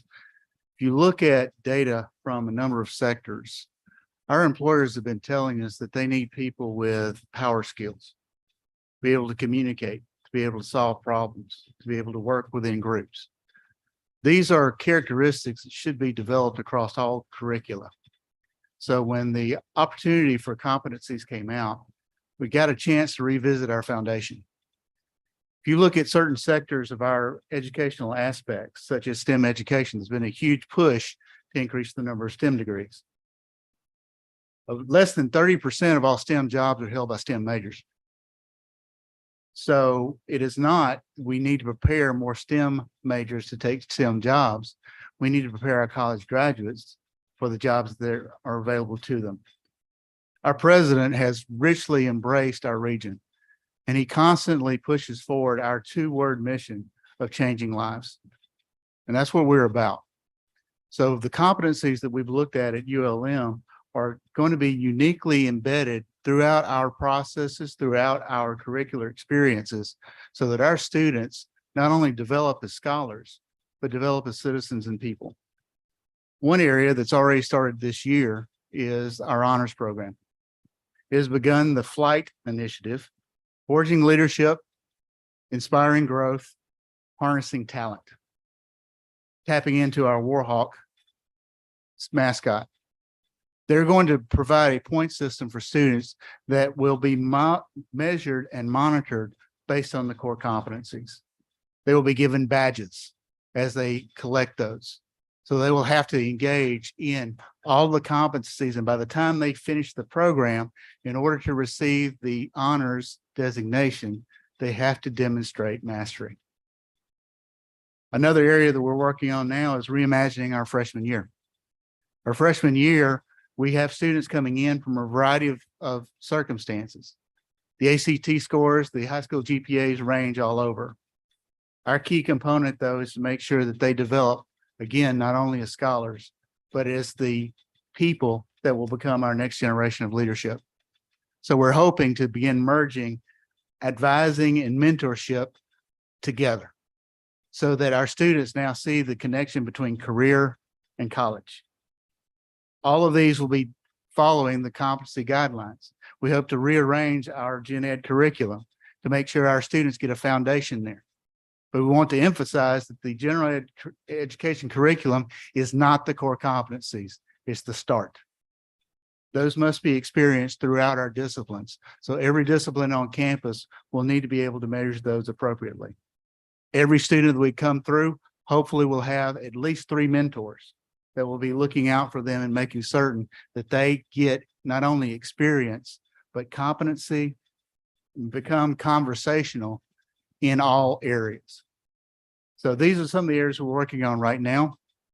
I'm sure we'll expand further as we go through, but I can tell you, I've never seen a campus embraced this as much as ULM has. There's a lot of excitement about it. People get it. People understand what's going on. They see the competencies as developing characteristics that they want in their own students, well before they actually graduate and become the leaders of tomorrow. So with that, I'll be happy to entertain any questions. Mark, I appreciate your work on this and your leadership on this. Mark bought into this early on, and it's reflected in the advances at ULM. Folks, just to remind you what the core competencies are, they are embedded in every degree program that we offer within our University of Louisiana system member institutions. Doesn't matter if you graduate with the state-of-the-art cybersecurity degree from Grambling State University, or you graduate in biomedical engineering from Louisiana Tech, or if you graduate in dance theater from Northwestern State. You're going to understand the discipline-specific knowledge, skills, and ability that come with those programs. But you're going to also have these 5 core competencies that undergird everything that we do. The competencies have been identified by the employer community. We presented on this at the statewide Society for Human Resource Management just a couple of weeks ago. It was received with much acclaim. We've already been invited to come speak to some regional chapters of SHRM as they understand this is exactly what employers say they're looking for. But bigger than that, it's not just about what employers are looking for. It's the skills and the foundation that's going to prepare our students to have their own economic and social self-determination. It empowers them to be successful regardless of what the future of work holds. And here's the key. 85% of the jobs that are going to be available in 2030, the new jobs, don't exist today. So if we're focused on preparing people only for the jobs that are today, what are we going to do in another 6 years? This is why it's vitally important we're producing the talent that can succeed in the workplace, regardless of what the workplace offers, but also can contribute to our communities. We know that these companies are resonating with a broader audience just from the initial response, but we're with our elite communications team, we have developed some collateral materials and some messaging that's designed more for the external audience than the internal audience. In your packets is the new brochure that further explains the efforts. Will help, we think, as we share it with stakeholders. It'll be well received. We appreciate any feedback and comments that you have on that. It'll also be accompanied by some additional messaging that you'll see. It is the focal point of our institutions at this point. Now, speaking of the value, any questions? There's a question and a comment.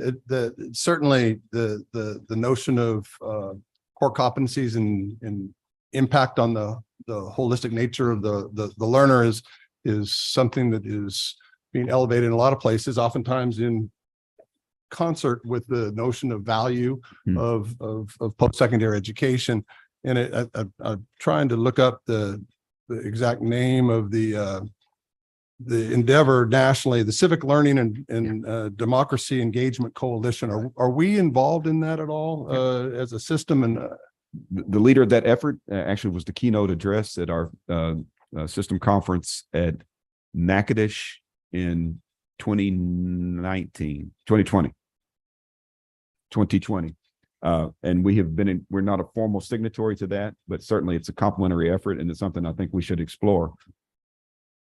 I was taken by the conversation that was held nationally recently at one of the events I was at, and you're speaking of Carol Gary Snyder, Yes, exactly. is the individual who was speaking, and a number of others. And I just out of curiosity, I would like to at least pursue a conversation. I'm not saying that we need to adopt or embrace or go that way, but it was certainly provocative in terms of the impact that we potentially have on the democratic circumstances in which we live in this country. So I think it's important to look at.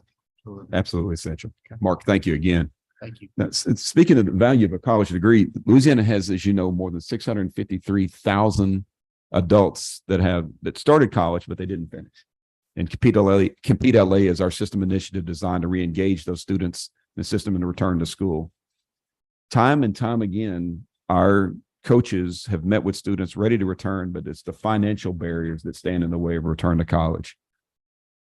This month, we awarded 35 Credit on Us scholarships to Compete LA students. The scholarship covered the cost for either the first credit hour for those making their initial return, or the last credit for 16 students who only had one class remaining to graduate. I want to emphasize this. They had one class remaining to graduate, but the financial burden was threatening their completion. The small investment was the push these students needed, and the scholarships were funded by the National Association of System Heads inaugural Catalyst Fund grant. Now that we've seen that even a small investment will do to move a student to an enrollment decision, we'll seek additional grant dollars and other resources to expand our ability to support these adult students who are ready to continue their education. Absolutely essential. And finally, I think we told her that we would bring her to the table by 11 o'clock. We're just a little bit late. As you know, the health and safety of our students, our faculty and staff is always the highest priority of our system. Last year, we hosted our inaugural Title IX Summit in New Orleans. The sessions there generated discussions about numerous issues, but as a result of some of those discussions, we engaged assistance of STAR, it's Sexual Trauma Awareness and Response, a partner of ours for many years, to conduct an analysis of campus policies regarding fraternization and a study relating to the power dynamics that exist on our campuses. Supervisor Donahoe, this is directly the issue that you brought to my attention based on your attendance at the breakout session. And this is the follow-up to that question. The report was generated from the study, was sent to you recently. I hope you had a chance to review it. But I really want to welcome to the table and to our board meeting a dear friend of ours, a dear friend of mine, the CEO of STAR, Ms. Morgan Lamondre. Morgan, welcome. Thank you. Thank you. My name is Morgan Lamondre, and I am the CEO of STAR. And, you know, I was hoping that with the last presenter that the PowerPoint wouldn't work for me because I can never seem to follow a PowerPoint. So of course it's working for me. And but anyway, this project was mostly taken on by STAR's amazing social change director, Derek Lathan, soon to be Dr. Derek Lathan. He is not here today. He is in San Francisco at the National Sexual Assault Conference. So as Dr. Henderson has always said, he surrounds himself by amazing, brilliant people. I do too. Unfortunately, he is not with me today. So like I said, you're stuck with me. I will try my best to answer your questions, but nobody can, you know, present on this issue like Derek can. But, you know, just to kind of take a step back, STAR is a sexual assault center. We have 3 locations, one in Alexandria, one in Baton Rouge, and one in New Orleans, and we serve 15 parishes throughout Central and Southeast Louisiana when it comes to our survivor services. And as some of you may be aware, we had this Title IX conference last year. I think it was in October, and we were presenting. And one of the scenarios was a situation where a non-tenured employee was sexually harassed by a tenured faculty employee. And a lot of attendees were professors, whether tenured or not, and just various staff members, faculty from the various universities. And a lot of their response when we gave this scenario, the question we posed them was, will you report? And several of them said, no, they absolutely weren't. And obviously, one of your supervisors was in the back. I don't know that anybody knew she was there. And she approached us and said she was very troubled by what she had heard. And so this report and sort of what came of it was like a deep dive into why that may be. And so I'll just kind of go through. I mean, obviously, the scope of the report was very limited. See, oh, it did work. Okay.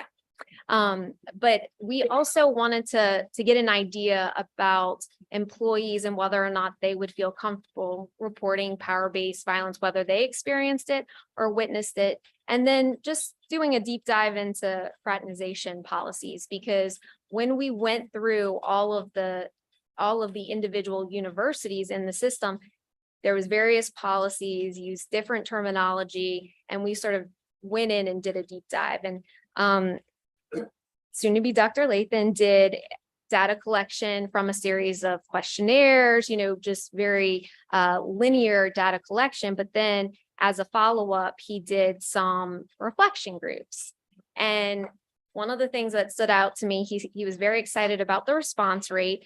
The questionnaires that were sent out to those in leadership positions at the university. So it is limited. It is people in leadership positions. It's not going to be from students. And overwhelmingly, you know, their responses in these questionnaires was they would report, they would speak up if they witnessed or experienced some sort of abuse or bullying or harassment. Getting into the reflection groups, there was a little bit more of a different, I guess, nuanced answers. And from there, a lot of people would say, well, there is a fear of retaliation.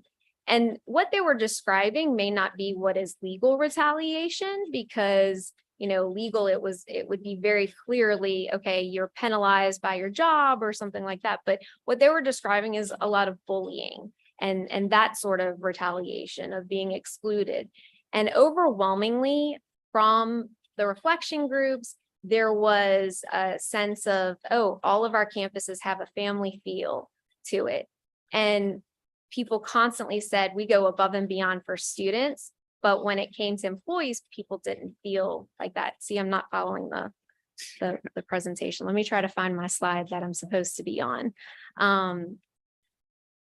But anyway, they said that as an employee, they don't necessarily feel as invested in as the students, their perception of what investment looks like for students. So I'm trying to think of anything else that was pretty out there, but like overwhelmingly, responses in the questionnaire were pretty positive. There wasn't many people who've ever experienced or witnessed physical violence, which is great. But there still was nearly 20% of people who either experienced or witnessed some form of bullying or microaggressions. And we know when it comes to changing culture, any kind of toxic level of culture, even that 20% can really make a difference for the rest of the campuses. So, but like we said, this is limited. This wouldn't cover students' perception of culture and whether or not the system or individual campuses respond appropriately. But yeah, there's still opportunities to find more information about that. And I'm trying to think, one of the other things that stood out to me as somebody who goes to the legislature and witnesses that process, there was several people that were in the reflection groups that had a lot of opinions about sort of policies that come down from the legislature, and they're the people on campus having to implement those policies. And a lot of what they were describing is this inability to sort of communicate that, but I didn't hear anyone really sort of blaming the legislature. It was kind of, maybe the board or upper level leadership. And to me, I'm like, oh no, that policy about not being able to or having to register your car, if you make over a certain amount of money in Louisiana, you have to register your car and have that registration in Louisiana. They were talking about how that policy is very hard for them to get really good staff members who want to do this work, especially when it comes to Title IX. Some of the other things that were discussed is sort of high turnover rate in things like campus police. They said, a lot of their campuses will train police officers, and then after they're trained, they immediately leave for sort of the city police, and they get paid heavy, much better. I'm trying to think of some of the other things. Definitely Title IX turnover in the sense of, 1 week somebody may have that job and then the next week it's somebody else, and there being maybe a lack of communication about who has that job. And we talked about, certain ways that could be addressed in the short term. Some other things that stood out that was not within the scope of this assessment, but things like real fears about gun violence and infrastructure issues. And a lot of campuses saying they still struggle with infrastructure issues related to natural disasters.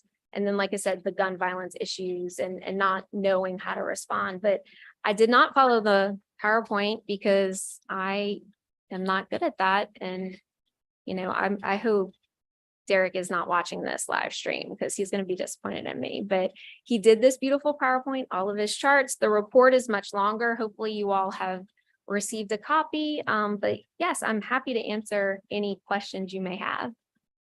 I do have a question. And I don't see the pages listed, but I'm just wondering statistically if 89 is a large enough number to get any, accurate data from. We're talking about faculty and staff over all 9 universities. The 89 number came from those in leadership positions. So it's not a capture of everyone who potentially works. It's actually just an assessment for leadership. And I think where I see this as being something like, okay, well, let's see what our leadership thinks. This is what your leadership thinks. And these are people who have the power to actually change some things. And you still had several people in the reflection groups who gave a lot of concern. So in leadership, that's the view of the campuses. And I think once you kind of address sort of those issues, you do need to take a deep dive and really, do a survey and assessment for non-leadership positions, those that are faculty, staff that, especially non-tenured faculty. That would be, the scenario we worked with that people were very clear in their fears about, well, no, this person doesn't, compared to the tenured person who gets all the grants, all the monies for the university versus the person who is basically an assistant, no, they wouldn't report. So I think when you do have to do a deep dive. And as far as statistically, like I said, it was mostly in leadership positions, but I would say there needs to be more, Yeah, assessment. because you mentioned that only 50 of these 89, only 57% even responded. That's like 51 people. That just doesn't seem like a large enough sample to even come up with all these, discussion points that y'all came up with. Well, and I will say from what I'm learning about, researchers and those who are in the academic, PhD world, that's actually a really great response rate when it comes to surveys. So ironically enough, if Derek were here, he would say how amazing that response rate was. So Morgan, if you could clarify, so you had the response rate to the survey, but a lot of the takeaways came from the discussion group, which is a Correct. different population Correct. altogether. It's not the same. So the survey that was responded to by leadership, but the focus groups was a No, wider those population. were still The same leaders, but it was it was of those that responded, then it was reflection groups, randomly selected people from those who responded to the survey. So it was the same group of people though. So when you're talking about this leadership, are you saying that all of our presidents and provosts didn't respond? So part of the agreement was we weren't going to tell y'all specifically who responded or who didn't. And I want to know respond, if but- these 55 people all came from Grant, or maybe they came from Southeastern. I mean, how So- do we know that this is the feeling of, I just think this statistically, this is a very narrow.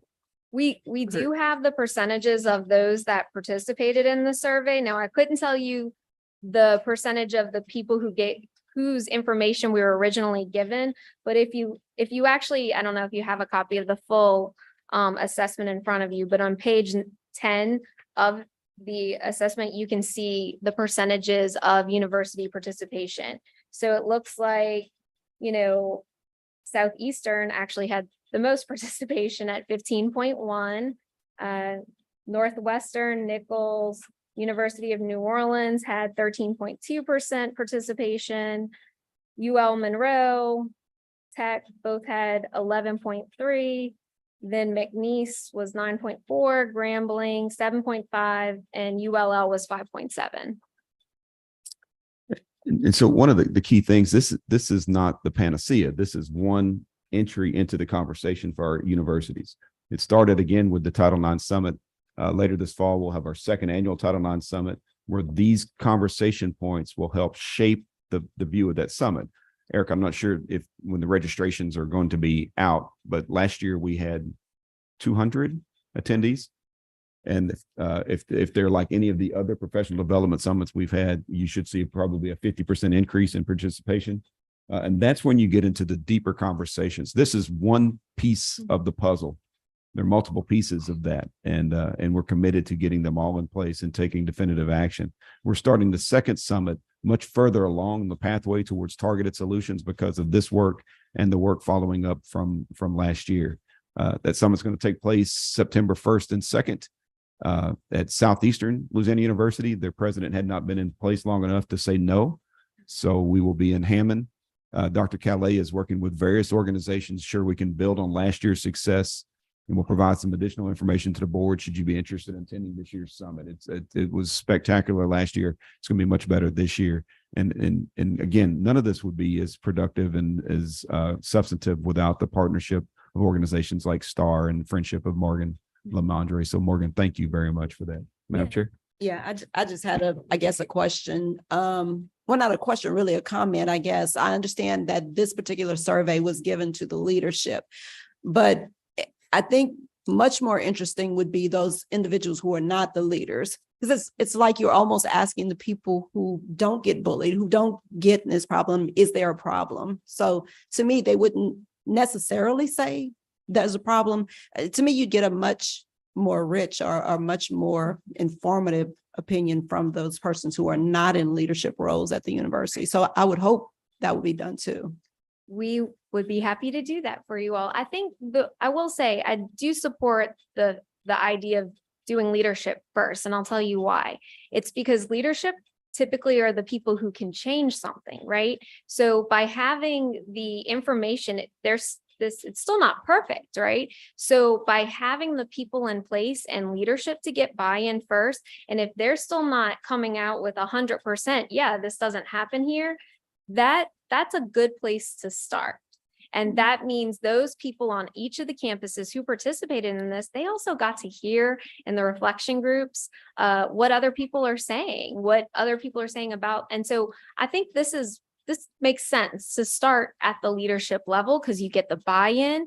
You know, it wasn't all peachy keen, even at the leadership level. And if those are the people who have the power to make changes, let's start there, get some of those changes accomplished, where we can, and then kind of go down. Because when you do get to the student level, or you do get to people who don't have the power to make change, it's going to be overwhelming. So I do see this as something in layers. And to me, it made sense to start with leadership. And in studies of organizational culture, one of the best practices is to absolutely do surveys of leadership, and then the surveys of rank and file, and measure congruence between the two. I spent 5 years developing that in my own dissertation around organizational culture and top management teams, and it was a practice that seemed to work well. But so this is step one. Yeah. One other thing too that I did want to say, I guess, because I am in a public forum, a lot of people had feedback about the trainings that are mandated on them, right? Every year, everyone has to do their state mandated trainings, and everyone said the people who are really invested in the work probably don't have time to even do those, but it's kind of constant click, click, click, and not many people are paying attention. They're definitely, making sure there's spaces for people to attend things like the summit. And a lot of people want others that are not so invested to be made to attend some of these things. But in-person trainings, things where there could be discussion. So even if you have to do the state mandated sexual harassment training, having some sort of group discussion here and there, a lot of people were saying that would be much better. Morgan, again, thank you very much. We deeply appreciate your partnership on this.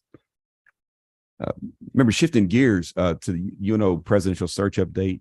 As you know, the committee met last week to select semifinalists to interview on campus next week. The search attracted numerous expressions of interest. 16 highly qualified candidates were selected and presented to the committee for consideration. The 5 semifinalists that we will be interviewing next week are Kathy Johnson. She is the Executive Vice Chancellor and Chief Academic Officer at Indiana University, Purdue University of Indianapolis. Walter Kimbrough, who's the Interim Executive Director of Black Men's Research Institute at Morehouse College. He is also the former president of Dillard University. Dr. Darrell Kruger, who's actually in the room. Welcome, Dr. Kruger. He's the Provost and Senior Vice President for Academic Affairs at University of New Orleans. Larissa Littleton Steib, she's the Chancellor of Delgado Community College, and Michael Moore, Vice President for Academic Affairs at University of Arkansas System. The search committee will choose finalists Tuesday evening for you to interview and consider during the special board meeting next month. The last item is an action item. Brandon DeQueer forwarded to you a settlement agreement in Frazier v. Board of Supervisors and McNeese State University. In the settlement, no dollars are awarded to the plaintiff, but McNeese agrees to repair 8 sidewalks on the campus. Because we have a part in that settlement, I will need board approval to move forward on that. So, Madam Chair, we would need a motion and a second. Can I have a motion, please? Motion by Mr. Romero, second by Mr. Salter. Any discussion? All those in favor indicate by saying aye. Aye. Any opposed? Okay. Madam Chair, that concludes my report. Yes, sir, Dr. Carter. Didn't have a chance to interrupt or to engage in some of this, and I guess it's something that I experienced a lot. It's true, quite frankly. It's like we skim the surface on issues. We don't get to delve deep into them. Occasionally, the STAR report was great, and we got to really hear and dive in, but so much isn't. I'm not sure how to counteract or to develop that. I appreciate it, for instance, the elevation of this the notion of value, the fact that it was brought up with the president's retreat, and that you followed it up with the data presentation. When I looked at the data presentation, everything was at the system level. It wasn't shown to us, and I'm assuming maybe we can get down into individual. And so, if that was intent, that's great. But at some point in time for us to really start to understand the individual circumstances at the institutional level, particularly on this enrollment reality and how it's impacting and what it's likely to impact. I mean, you're 100% on target in terms of the impact that the value discussion is having nationwide. You take a look at the headlines from West Virginia this last week, where the proposal is to cut multiple academic programs affecting hundreds of faculty members. And if that is portending what we, the system or our institutions are potentially apt to face, I think we really need to understand. And I get a little concerned that if we stay at the institutional level, we're missing the granularity that our institutions are facing. I would anticipate that if we were to look at each institution, there are significant differences in terms of both enrollment, declines and or increases. Probably more importantly, demographically, who is attending and who is not. You talk market segmentation. I think that's great. I think that's where we should do for your first time full-time freshman, so on. But there's so much other than that out there. We scratch the surface again on the adults. We have our Compete LA. We're nationally recognized for that program. But I'm not certain, if we have dug down and understood exactly how many individuals are actually getting through and are they, succeeding in certain programs. I had two specific asks, I guess, that I would like as a result of that kind of introduction of enrollment conversation. One is to know what individual campuses are currently doing. And I think there's probably quite a bit in terms of seeking or utilizing enrollment management advice programs. I know I'm looking at McNeese and realizing that you've invested quite a bit in the AV, software package. And so that is something I think fairly new. Grambling, I believe that you have been utilizing the service of Trellis, the Trellis company, and the student support services. That I don't know about the others, but I'm thinking that that's probably done. And just to know what is, and then if there are best practices that are being, realized on these individual campuses, is there an activity or a purpose for the board to engage in? I think that the STAR presentation made a point that was, a reminder to me all the time that as a board, we're at this level, we're at the policy, we're above, and it's that implementation is certainly the prerogative and expectation of the institution. So I don't want to get into that fine line of micromanaging or doing, but at the same time, I think that to know and to understand what they're doing is important, and particularly if there are data points for us to reference. And I don't think it's just the cumulative. I think that even at the institutional level, and again, as you kind of alluded, I think that Claire certainly concurs, is that to look into an institution and see what departments are being successful in getting people through, or colleges as compared to others even there. And can we learn from that? Are there things culturally at a campus level that can help inform and help us improve our student success? And finally, the second ask has to do with again, all kind of related, but the importance of affordability. And you said it, and you said that, the emergency aid, the concept that implemented, the impact that it had, I think is so extraordinarily important.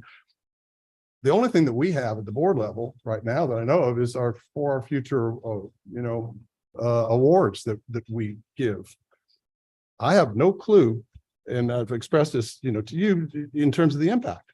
How does that really impact? How much money is actually going out? How many students over the years have actually benefited or not? It could be that it's an extraordinarily effective, important program. So then we need to look to expand. If it's not, or there are ways to tweak it to make it more, precise and to really impact, then I think that we should do that. So I would ask, on that venture is to maybe, if the finance committee or somebody could maybe take it upon themselves to, look at that and help inform, it would be very helpful.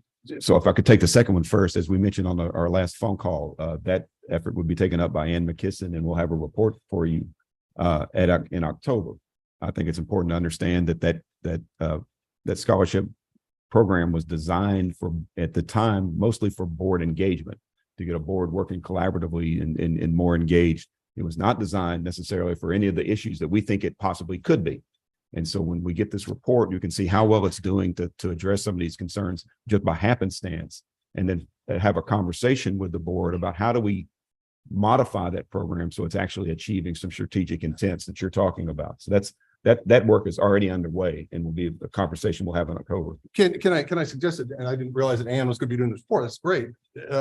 Can we have board, participation in, if not the formulation of the report, but at least inform it so that questions that the board, I wasn't here when the both began and the background of it. So I wouldn't know all those things that it was originally set up to do and so on board engagement, but just to, be sure that we're not just getting numbers in that, but that we're getting some qualitative conversation and discussion with board members in terms of how they interact, how they identify what they feel. I think that'll be, I think that part's going to be important. What she's putting together is the data on who has been recipients. What is their status? What do these students look like? What has been their success rates? What are these kinds of the quantitative piece? And then I think, but once you have the quantitative piece, then you can move into the qualitative questions. I think it would be a little overwhelming to try to do both at the same time. That's fine. On the other one, on all of the data dashboards that we have, a lot of times here, it's an introduction simply because of the time and the format, and you'll get a lot of systemic numbers. Every one of those dashboards, you can drill down and look at institutions. And that's the beauty of the collective that Claire has put together with data experts on all 9 of our institutions. And we have had a 1 or 2 tutorials on the data dashboards. I'm going to ask Claire to establish another one as she sends this one out, so that board members can actually engage in an online environment or even in person if you'd prefer, and do a deep dive for those that are interested in exactly how those dashboards work. But you can click through and look at each institution, and there is great variance around each institution, as there's great variance on the missions of these institutions. They serve different student bodies, they serve different market segments, if you will. And I think you'll be surprised at just how robust this data is as it's continued to be built out. And so, Claire, if you'll help me get something scheduled, so as we sent this out, then board members can get the most out of this tool. It's a remarkable tool that continues to advance, and appreciate your leadership on that. Dr. Anderson, it's not just I appreciate that. And I certainly welcome it in one of the tutorial and so on, but the existence of data in and of itself does not lead itself to information or applicable information to act upon. And so even if we know the numbers and we can look and individually can assess, I think we need to do some analysis then, or someone needs to take that data and use it to inform on a regular basis, so that we see, what institutions have set as their projected outcomes, and are they achieving it? Are they moving towards it? If there are gaps that we are trying to decrease, are they doing that? And again, if there's dashboards that can do that, and we can just, but every once in a while to pop it up, to make it important so that we all stay on the same page, I think it'd be very helpful. Agree.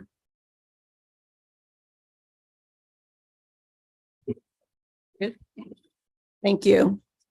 We're down to the board chair business, the board chair report. So Dr. Henderson just mentioned the special meeting on September 14th to interview the finalists for the University of New Orleans presidency. Please make plans to attend this task. It's the most important one that we as board members do. These interviews will take place in this auditorium. Also, our next regular board meeting is October 26th. As we stated at the last meeting, Bruce Janay will schedule a live ethics session that morning, which will begin at 9 a.m. It's imperative that you arrive on time, as you must be present for the entire session to receive your credit. This training will be held in room 153. Those of you who cannot attend the October live session, Bruce has sent each of you a link to take the ethics online, as well as the preventing sexual harassment. Both of these courses must be completed no later than December 31st. Is there any further business to come before the board at this time? Madam Chair, what time are we meeting? This special meeting, what time is it? UNO president. What time is the, That time is not. we haven't set yet. established We'll it Get that yet. established quickly so that you can, if there's concerns or if there's restrictions, please let us know. We'll take it into account. So I'm sorry, Erica will let us know that. Yes. Any other questions or any other business? Hearing none, I'll accept a motion to adjourn. So move. It's been moved a second. All right, thank you. We will stand adjourned. Thank you so much.